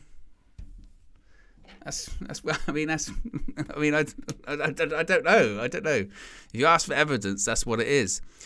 Bacon says, so you're saying Højlund is better than CR9 or CR7? Exactly. He's going to be better than Ronaldo. Exactly. He's going to be the greatest player of all time. And to be honest, we're moving away from the original point here. The original point here is he's a Manchester United player playing at the Euros. He's put one in the side netting. We should still, as Man United fans, be like, let's not completely just cuss him out immediately. He's shit. We got to be careful with that. Because again, if we're not going to support him, then nobody will. No other, obviously Danish fans will. But I don't know if it's the end of this coming season and there's no real improvement and he's struggling to score goals, then you go, Rasmus, you've got to start adapting quickly. But the narrative was almost like he didn't score any goals last season, which is just factually inaccurate. I mean, if he didn't, and I'll give you that. But it's that is a bit of a strange one, to be honest. And I think, and with Xerxes or whoever the other striker is, he'll benefit off that. He'll be better because of another striker coming in. And we also need to get out of this school of thought of, if we're getting a striker in, that means we're replacing Rasmus Højlund. That's not the case at all. You're bringing these players in to build a squad. You're bringing these players in to support these other players. They should be making everyone better. So, if we're saying that Rasmus Højlund is not good because, again, he didn't do anything last season, then that's just very strange, really. It's a bit odd. Ash says, Højlund is not shit. We just need to realise quickly that we need another striker in addition as soon as possible. I don't think anyone's saying we don't. Again, these are sort of the weird leaps that I think people are taking, because I don't think anyone said that Man United, we've got one striker, let's not get any more strikers in. Last season, we were like, we need more strikers in. I'm saying even if we get a second striker in, could we still get like another one in? Really? Because we need more. Again, it's a squad game. But again, I don't think that these are separate arguments. With it too. It's a bit like no one's saying Rasmus Højlund is so good that we only need to get we only need one striker.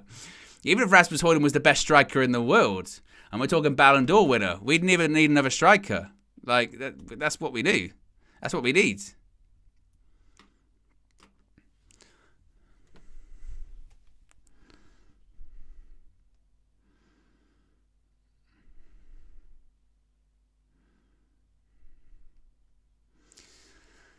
What's Michael Oliver doing here?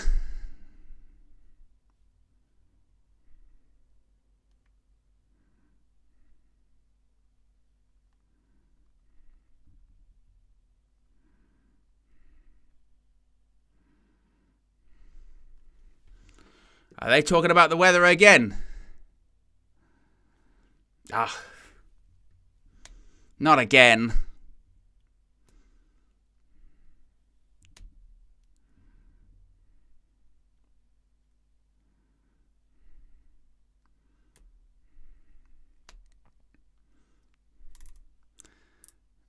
Is it going to be a delayed restart? What's going on here?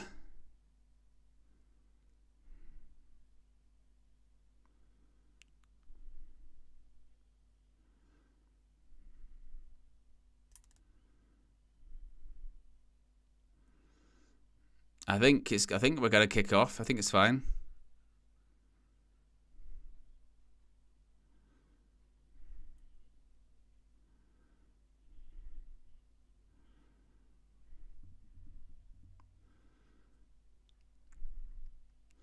And we're off. Second half is underway.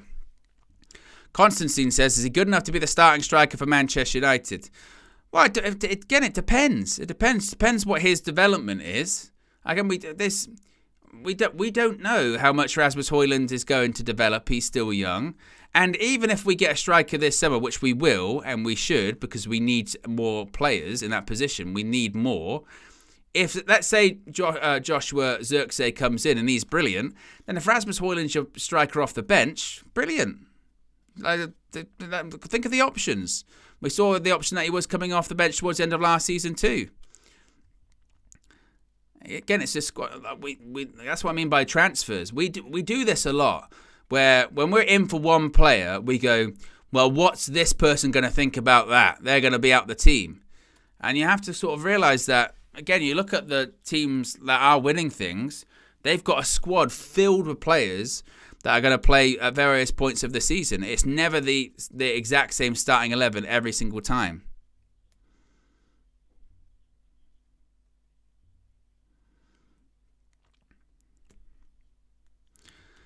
Gaming S says, is Rasmus good enough, Owen? I think he can be, but this Euros has been tough for him. This Euros has been tough for a lot of good players, I don't think Rasmus is exclusive in that regard. And this is also the reason we need to be careful about judging players off international tournaments, because there are plenty of players throughout history that have played in international tournaments and never done it on the big stage or anything like that. As Red Baron says, been tough for Harry Kane, been tough for Phil Foden, been tough for Lewandowski. He scored his goal for the penalty spot. But you could do loads of players, couldn't you? Wayne Rooney after Euro 2004, really. Maybe you could say World Cup 2006, but he struggled in international tournaments after that. Whether World Cup 2010, remember that? They were all the England players were rubbish during that one. We want to talk about Germany. They're talking this evening that they're looking to get to the quarterfinals of a competition for the first time in the last 3 major tournaments. So again, that's why when you buy players or you judge players of international tournaments, you need to be careful, because whilst they can give you a base level of how good they are, it can also be a bit of a false reading. Oh, it's in the box! There you go! 1-0! 1-0, Joachim Andersen scores. And I tell you what, the Danes have struck first. It's his first international goal. And I tell you what, at the beginning of the second half, this has stunned the Germans. Oh my. Oh, we're zooming in on Michael Oliver again. Here we go. Don't you dare. Don't you dare, Michael Oliver. There you go. Ball in. He does look a bit offside. This is going to be tight. Well, it comes off a German player. But it's not an intentional touch, they're saying. This is going to be very close. He looks offside. But now it's about, I guess, the determination of the touch from the German player.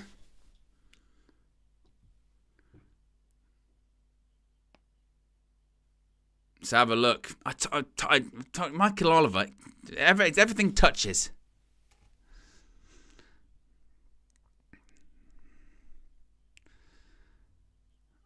What are they going to say?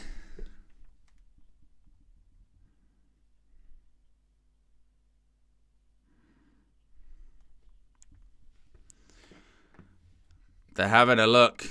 Stuart Atwell. Wow. Stuart Atwell. Ruled out. Well, goal apiece. Goal apiece has been ruled out. We've had one ruled out for Germany in the first half and one ruled out for Denmark in the second. As soon as you saw the replay, you did have a feeling. So that's a goal apiece. More controversy, more drama, VAR. I mean, I suppose in that essence, it's an equal game because I tell you what, he's in behind it. He might just get there, cuts it back. He's in the box here. Rom puts it in deflection. Kimmich, Andrich. Because in the first half, there was a bit of talk about, well, was that unfair? Was it harsh to have the German goal ruled out? And now Denmark have had one ruled out too. Both very tight decisions. A couple of super chats here, by the way. Say says, what the hell's this? What the hell's this? Penalty check. They're going to give it. They're going to give it.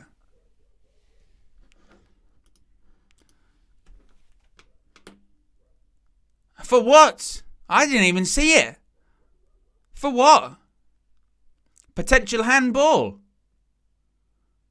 Well, where? Who saw it? I mean, it could be good if they could get the replay going. Well, he's not. It's his hand. His arm's away from his body. They're going to give it. It's close. It's close. But if they've sent him over, he's going to give it. He's going to give it. He's going to give it. Penalty. Wow.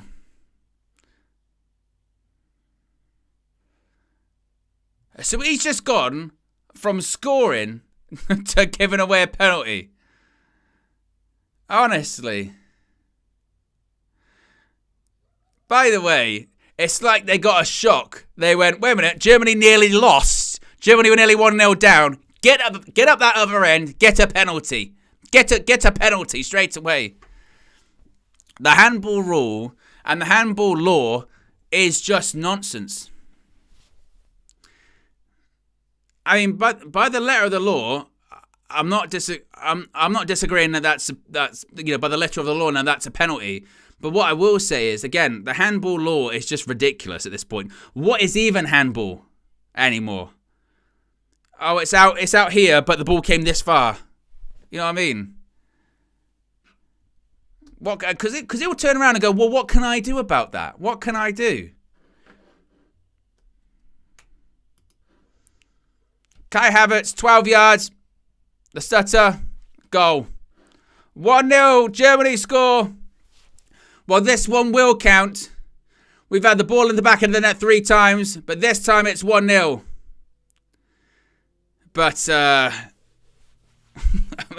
I just, you know when you just saw Michael Oliver, as soon as you just saw him, you went, this game is going to be a VAR shit show, isn't it? You know, whether they get things right or wrong, we've had obviously the rain delay things, we've had 2 disallowed goals, we've had a VAR penalty. This is English officiating, by the way. This is English officiating on the national stage is exactly what it is. It's disallowed goals. It's moving on play. Bear in mind. Look how much he's offside, by the way. Look at the Denmark one. He's offside by a little foot. Is what he's offside by. But that's what it is.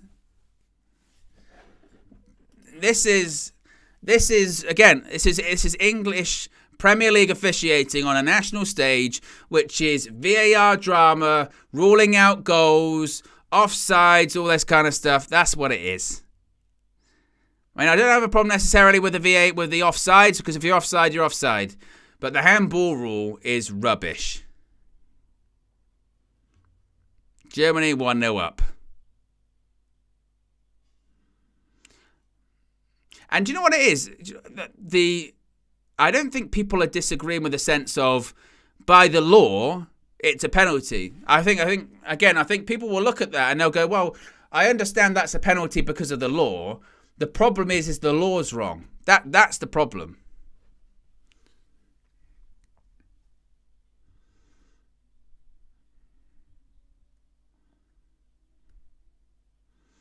And then on top of that as well, when they went, well, we're going back to it, we're checking the penalty, no one was even like claiming for it as well. Play had like carried on. It was like, they're checking a penalty, and everyone was like, what? They're checking a penalty? What for?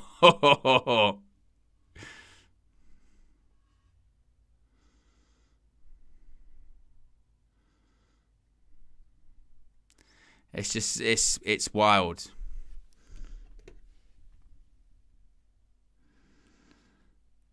As Mike Keegan has just said on Twitter, the game has gone.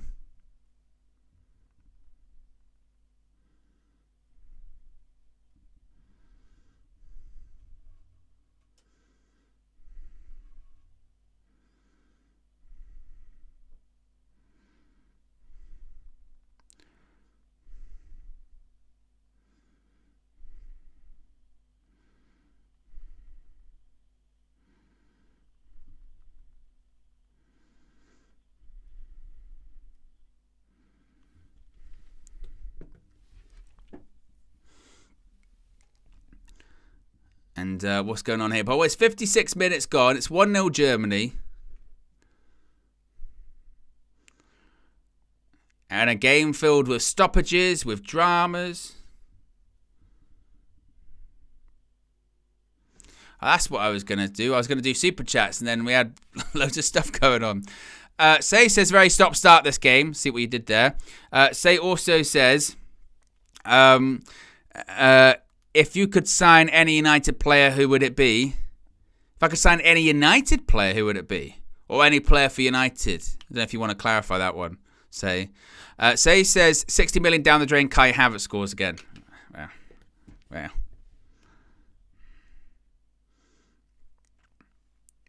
There's a bit of concern for the player now. We're just seeing that replay for the goal. I mean, talk about again, Anderson. He thought he'd score and then he gives away a penalty. Madness.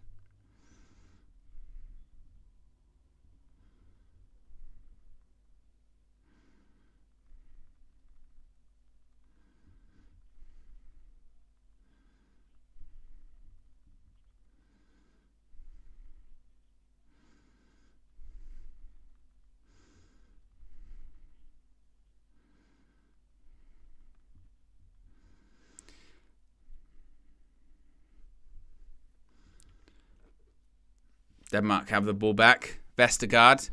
But it's been, to be fair, in terms of the drama, it's been a good game. If you haven't already, by the way, guys, click the like button. Be sure to subscribe too, bottom right-hand corner. As we're about, 32 minutes away.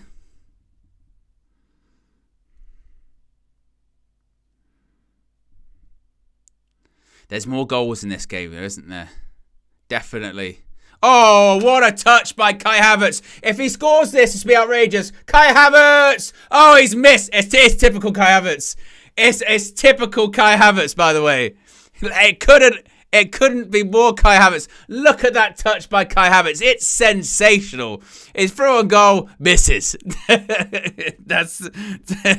literally is typical Kai Havertz. I mean, again, that touch is sensational. What a drag. Literally, the ball's behind him, pulls it forward, and then just dips it over the top. Now what's going on here? They're booking people on the Germany bench. One of Nagelsmann's assistants, I think. But that touch, that skill was brilliant. Absolutely fantastic.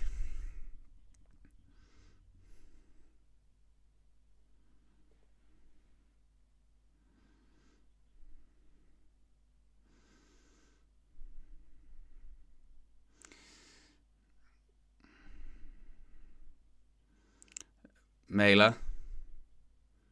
Eriksson, ball given away. Sane tried to pirouette, foul given. I don't know about that. And look at the Denmark players. They're pissed off with Michael Oliver too. They know. They know.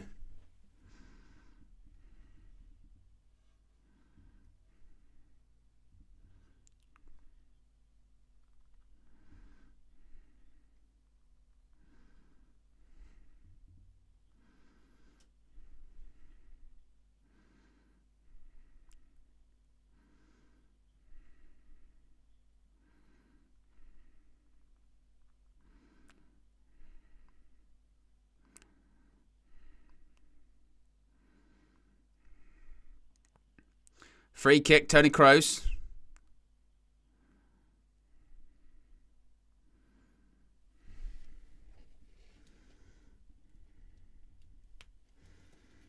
I said that there's goals in this. There's aggression. There's more drama coming in this game, I believe.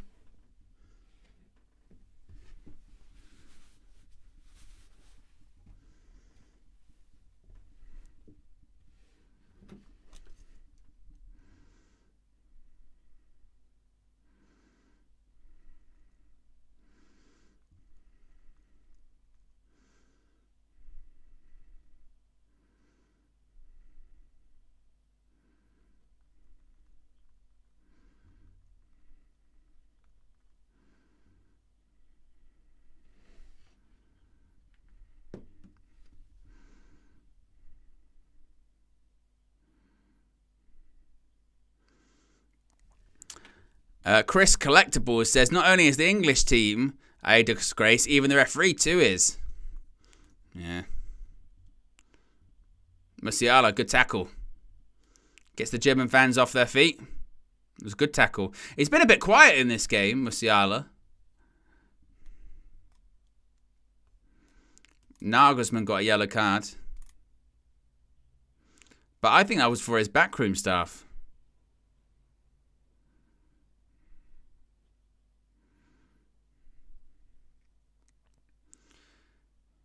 But there is still more to come in this game. Højlund. Good hold-up play. Oh, skips past him. He's into the box. Oof. Schlotterbeck recovers.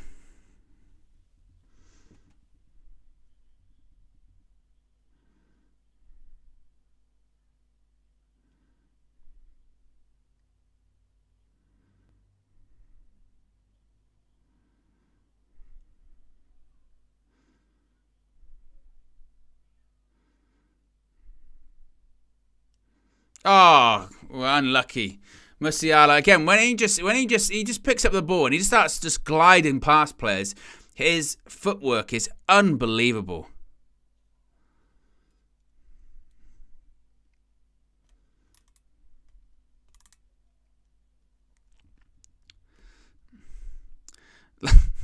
Lashy Barton says, please stop putting the score on the title of the videos. Spoilers. Unfortunately, I think one of these ones, yeah, it's just a bit like it's gonna be pretty difficult to avoid. Kai Havertz cuts it back. Oh, what a miss! Puts it wide. I mean, it's live sport. You know what I mean? Spoilers doesn't really fall into the category, does it?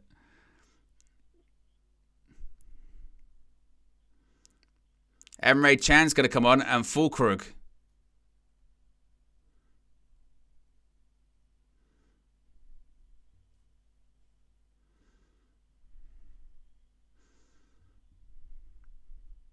And also, if you're here, then also if you're here, I mean, are you watching the game? Or it's just 1-0. This is a spoiler here in the first place. That's like sitting through a Marvel movie going, spoilers. You're watching it.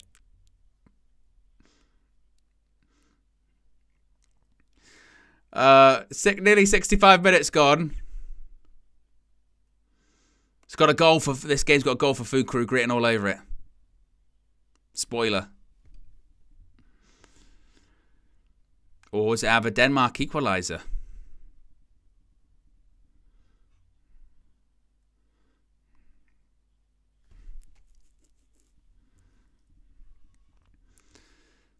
I do feel like there's more goals in this game, or a goal. Christensen. Eriksen went for a reverse pass. Goes all the way back to Kasper Schmeichel.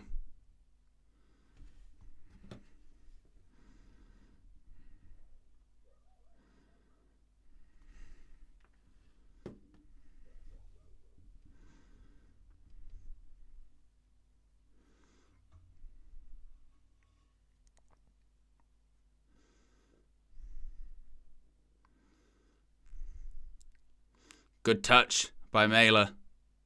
Spoiler. I mean, there's a problem is I could do this with after everything. Mailer passes to Eriksen. Spoiler. Pass to Højbjerg. Ah, Højlund! Oh, he's got to do better. Now that is when we go, got to do better. Should score. Go either side of him. Straight at.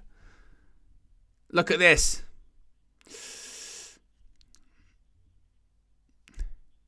Just puts his foot through it and just goes straight at Manuel Neuer. It's a chance. Big chance.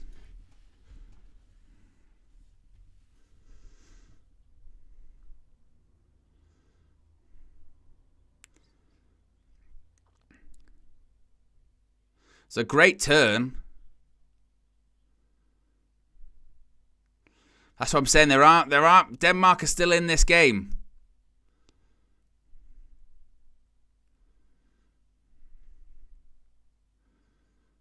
Oh, not a good pass by Vestergaard.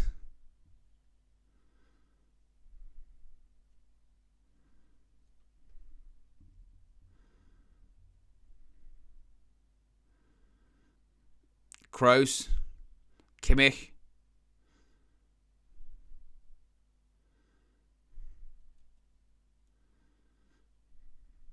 Emre Can.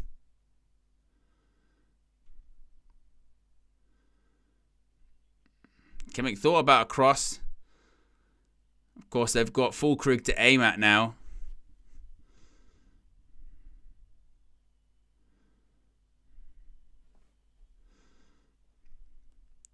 Now Germany with a bit of possession.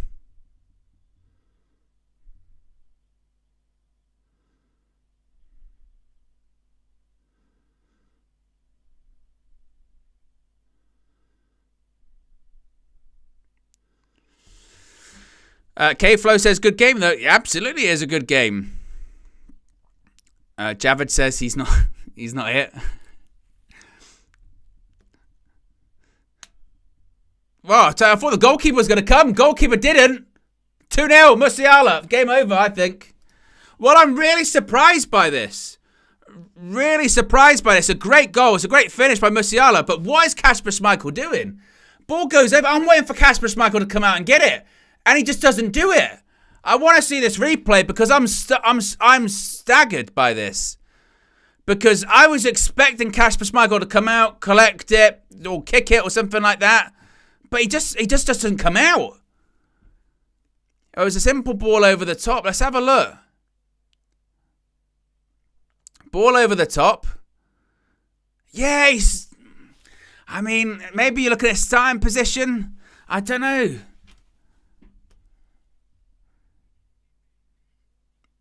Well, Kasper Schmeichel just keeps going back.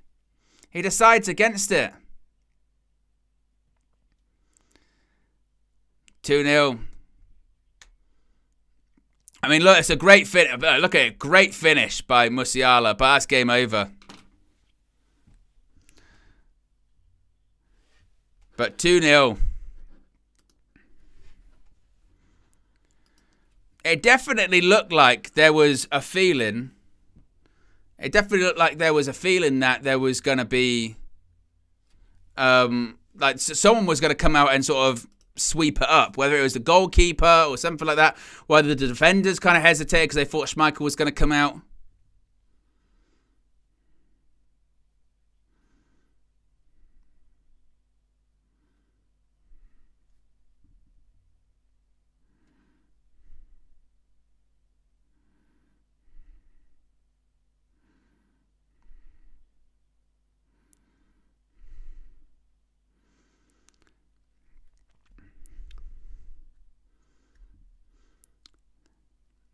Football Minion says, don't think he's quick enough to get to the ball for Musiala. Well, it definitely looked like he had doubts. And I think also you'd look at two things. You'd look at his starting position, and then you'd look at if he's got a good starting position, he has half a chance. But maybe he wasn't as high up as he should have been. Then he thought, oh, am I going to make it anyway? I don't know. Oh, Foucault, nearly.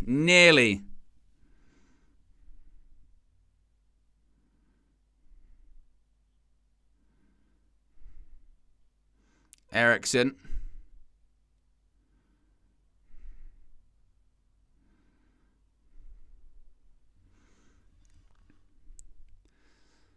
And again, you'd look at those key pivotal moments, wouldn't you? You'd look at the penalty. You'd look at the... Ericsson. Nearly.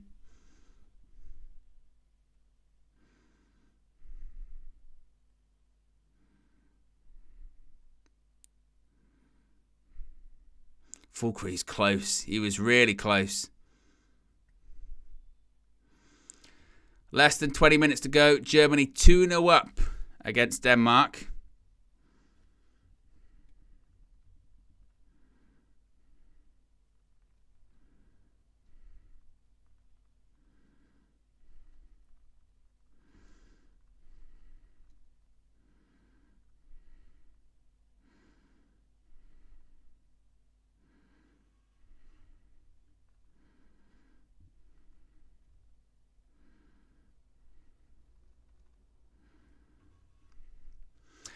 K-Flow says Germany have a plan B, something Southgate has to learn.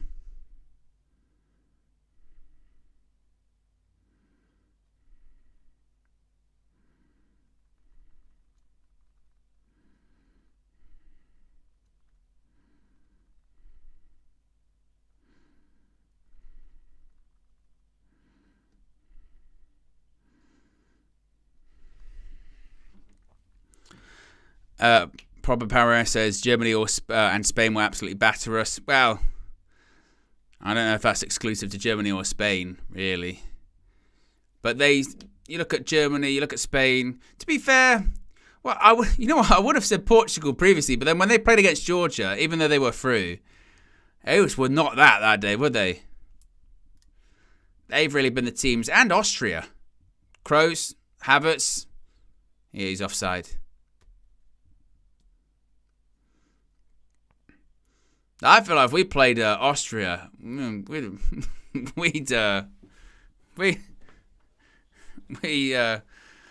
wouldn't be all that.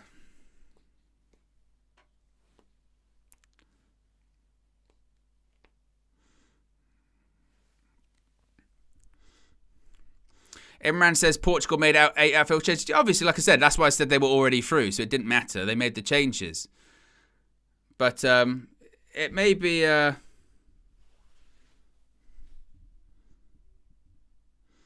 it's, yeah, interesting. That's certainly a team you'd want to avoid.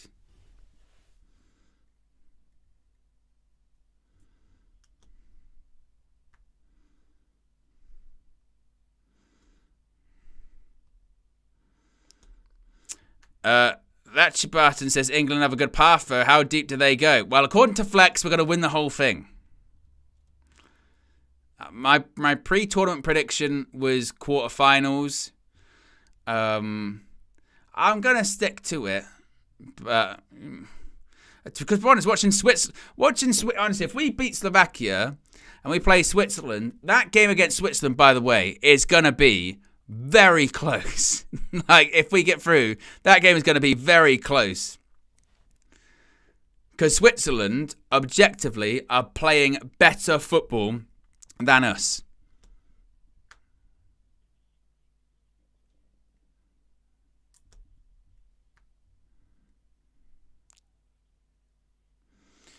That's a corner for Denmark.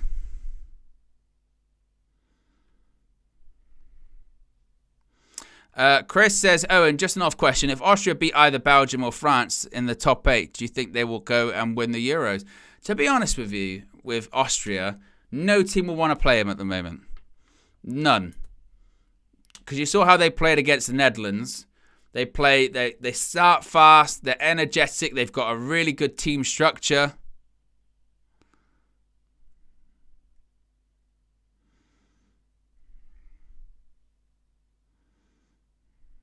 Højbjerg. Over the top of everyone.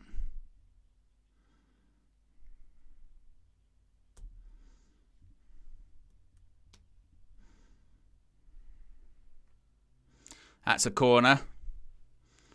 Eriksson. It's going to take.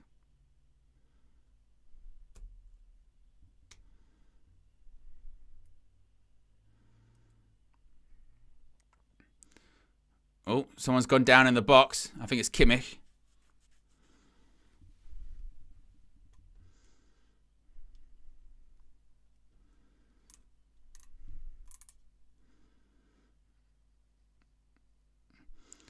And Vestergaard did kind of just sort of fling him off.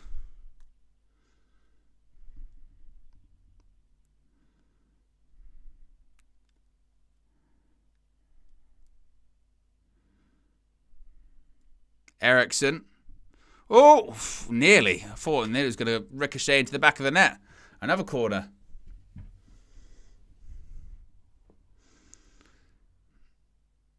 It was just flicked on by Anderson. Hit Rudiger, went behind.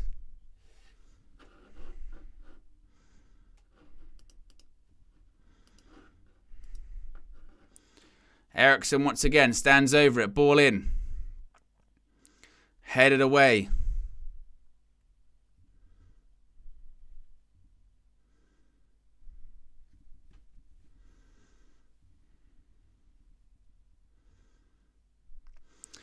Julian says, the thing with Austria is that they need to keep that rhythm. Usually the teams that win the tournaments don't start strong. They gradually grow into it, which is also true.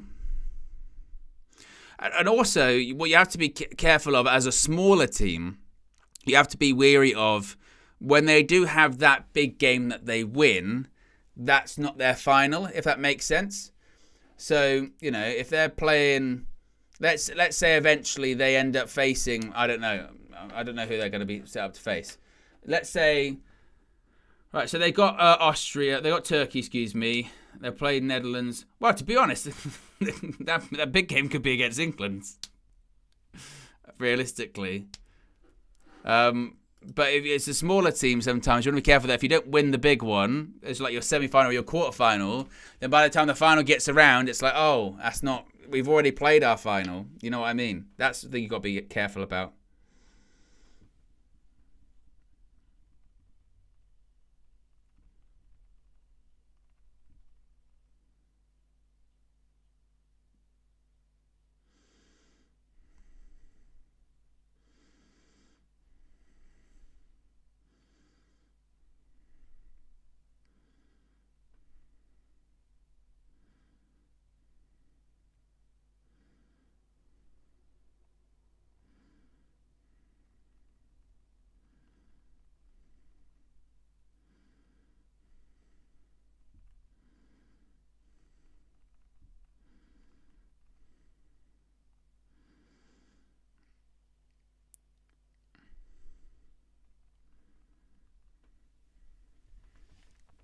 What has he tried there? K-Flow says, yep, you got to catch the big teams at the right time. Quality often makes a difference.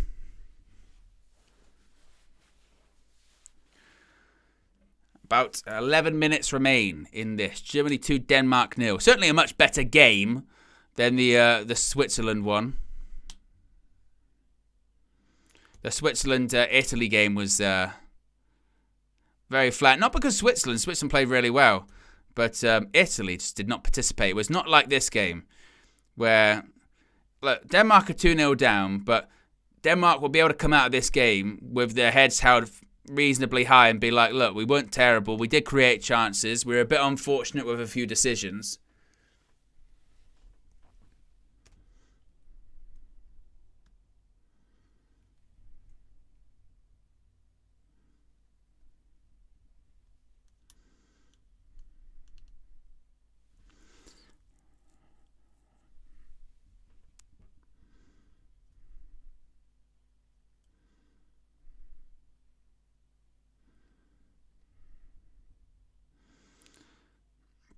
We're just seeing the Musiala goal again.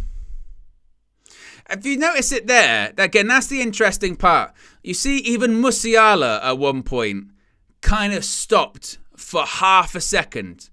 For half a second, Musiala even kind of pulls up because he thinks, oh, keeper's going to come out. And then he doesn't. And he goes, oh, I'm running through. I'm through on goal here.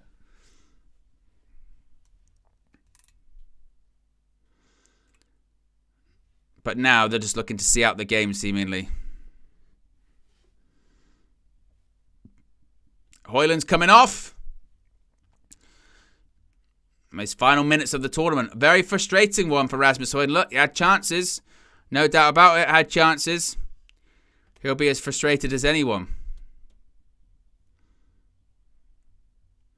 Got to learn from these kind of moments.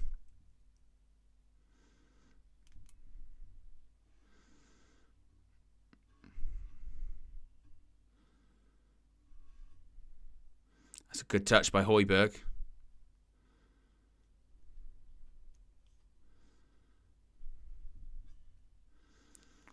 Off. And to be honest, Florian Wirtz has got a point to prove because his games thus far for Germany, he's left a lot to be desired, hasn't he? After a really great season with Bayer Leverkusen. Pass out wide.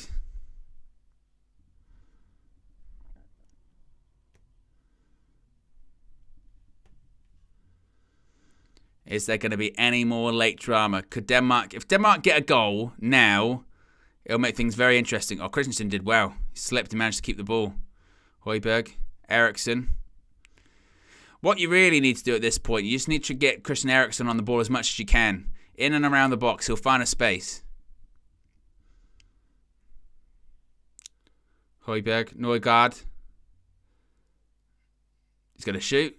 Højbjerg, deflected. Nearly landed for Poulsen.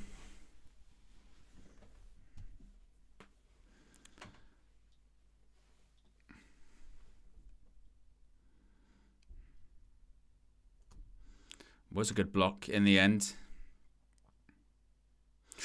Oh, it's not a good pass. It's sloppy. Wirtz. I think Fulkrug. I think he might be offside. Fulkrug. That's a great save. Top save by Kasper Schmeichel. That's better. It was a really poor pass. But look at this. He looks like he was just off. Maybe. It was tight.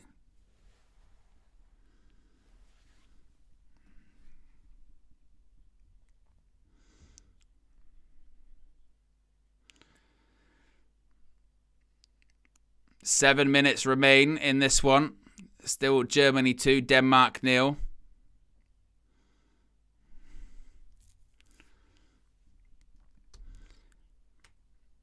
Liam Jones says, Denmark always have dodgy kits, remember, when they were sponsored by Hummel? It's funny, isn't it, with international kits? Okay, I suppose, because with some, you're kind of limited to what you can actually do, isn't it? You know, always a bit limited to, well, I mean, the Denmark kit tends to just be red, doesn't it? You know, like, well,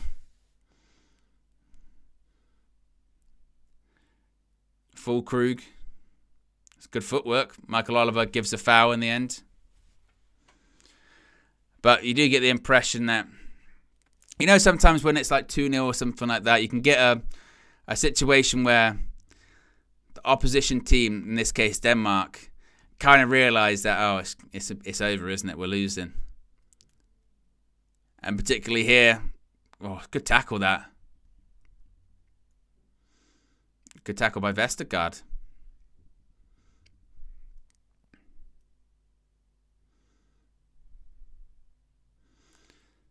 I mean, will there be any more chances for Denmark, or is it going to be a case of just seeing this one out? Certainly could be.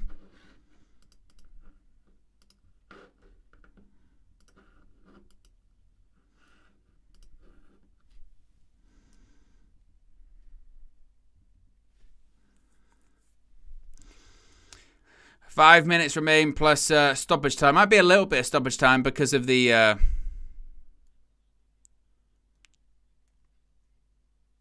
Might be a little bit of stoppage time because of the VAR decision, perhaps.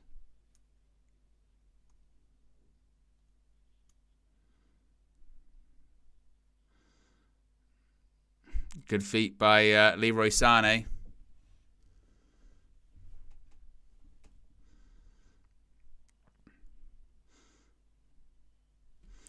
Well, they're saying on commentary, it's quite interesting actually, talking about Tar is missing the game due to suspension. But actually, Schlotterbeck's done quite well for Germany this evening, hasn't he? So it might be interesting to see if Nagelsmann reverts back to type or he sticks with that back four. I'd probably stick with it. I think defensively they've looked good, and Schlotterbeck had a great season. Højbjerg once again loses the ball.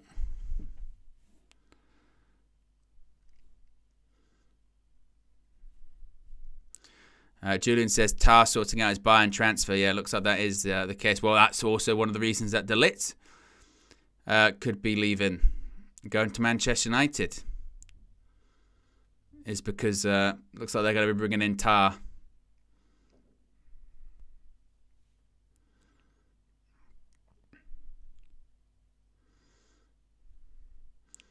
Ball in, cleared by Rudiger.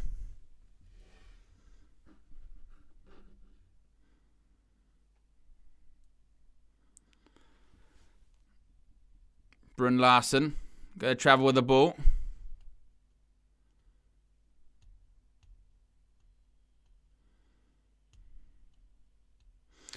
Sean says India won the Cricket World Cup, Owen.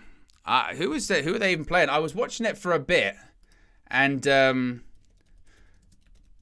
I kind of stopped. Really, they beat South Africa. Congratulations. They also beat England in the semi-final. So congratulations to India, winning the spoiler, obviously, that they won.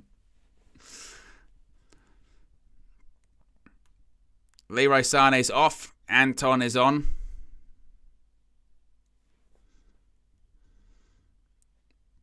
Be interesting to see again if Sané continues to start games in this tournament moving forward.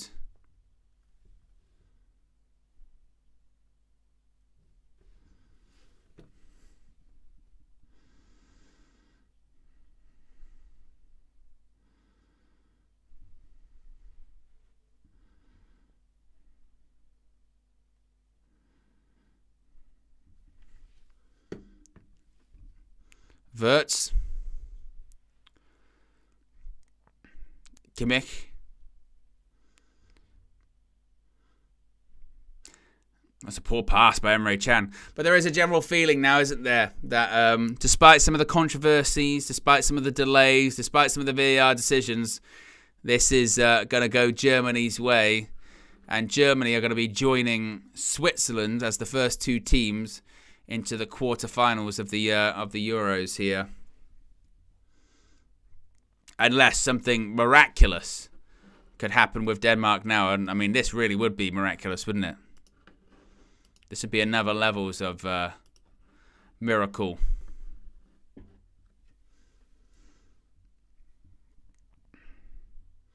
Shoots miles over the bar. My goodness me. By Benjamin Hendrick.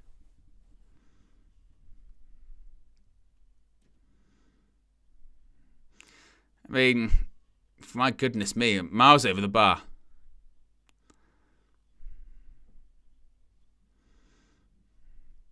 Be interesting to see how much stoppage time they add on. Again, it might be a little bit because of the VAR decision for the penalty, but I can't think it'd be loads more. Kai Havertz. Vert shoots. Just stings the palms of Kasper Schmeichel.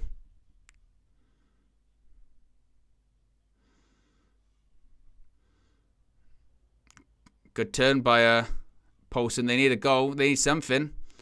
Poor ball. Cleared by Rudiger. Well, it looks like Germany are going to do something they haven't done for the last 3 tournaments they've been in, and that's reach the quarterfinals of it.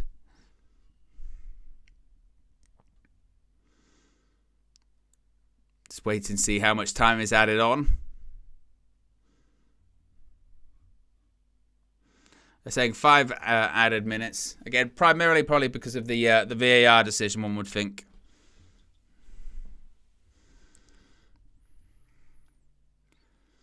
Chan.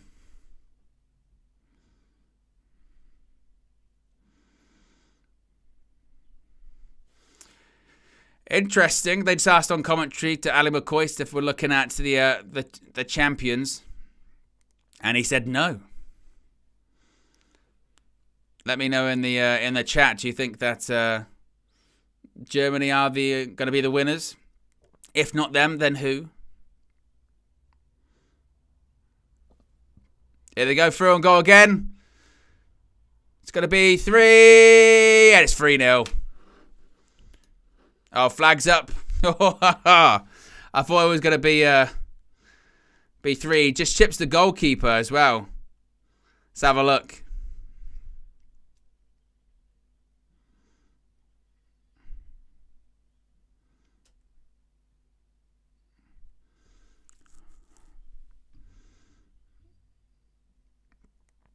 And it was a great finish. Lifted it over the goalkeeper.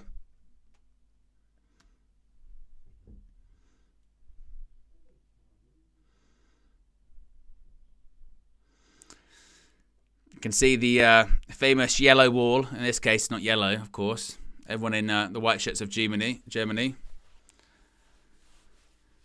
They're checking it. Are they going to give it? Ali McCoist is right. If they're checking this, then I wouldn't be shocked if they give it. With how things have gone this evening.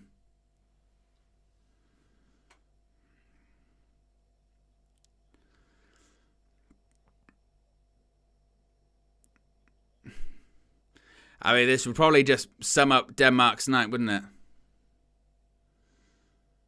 It would just sum up Denmark's evening, this one.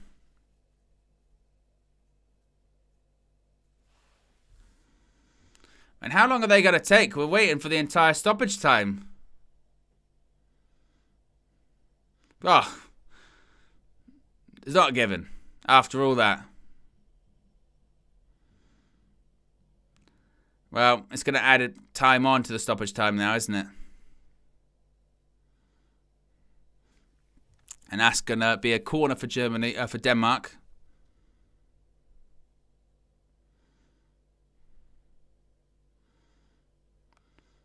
Eriksson going to take.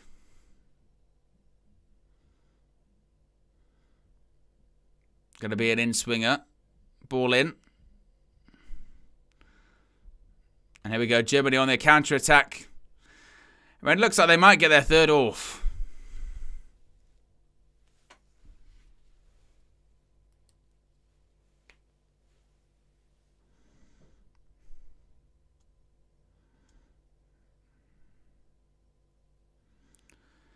Two minutes left of stoppage time.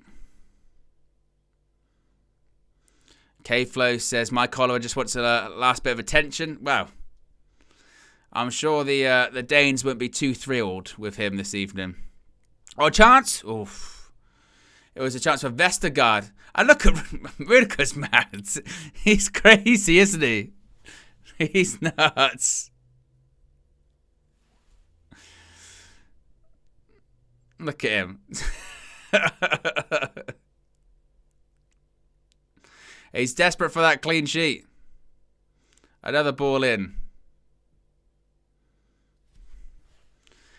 There's maybe one last chance to counter for Germany. Wirtz. Pass to Kai Havertz. Going to be through on goal. Good save by Kasper Schmeichel. Gets a foot to it. He's made a couple of big saves since that second goal.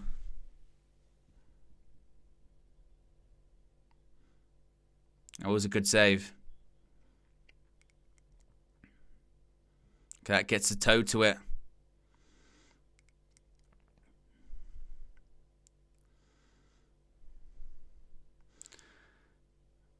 Tony Kroos going to take the corner. Michael Oliver telling him to get on with it. It's been a long evening.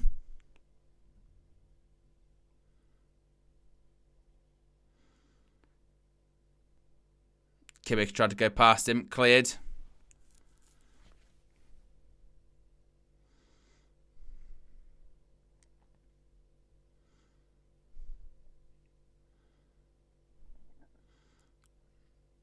Passed. Got to put the ball in, perhaps. Mailer. Ball in again. And claimed by Manuel Neuer. And that should, I say should, be everything. Might be a little bit of extra time, again, because of the delay.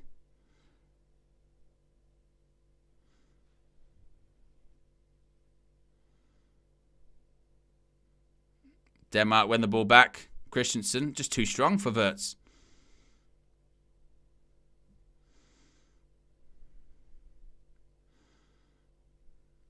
Switch. Brun Larsen. And that's a throw-in.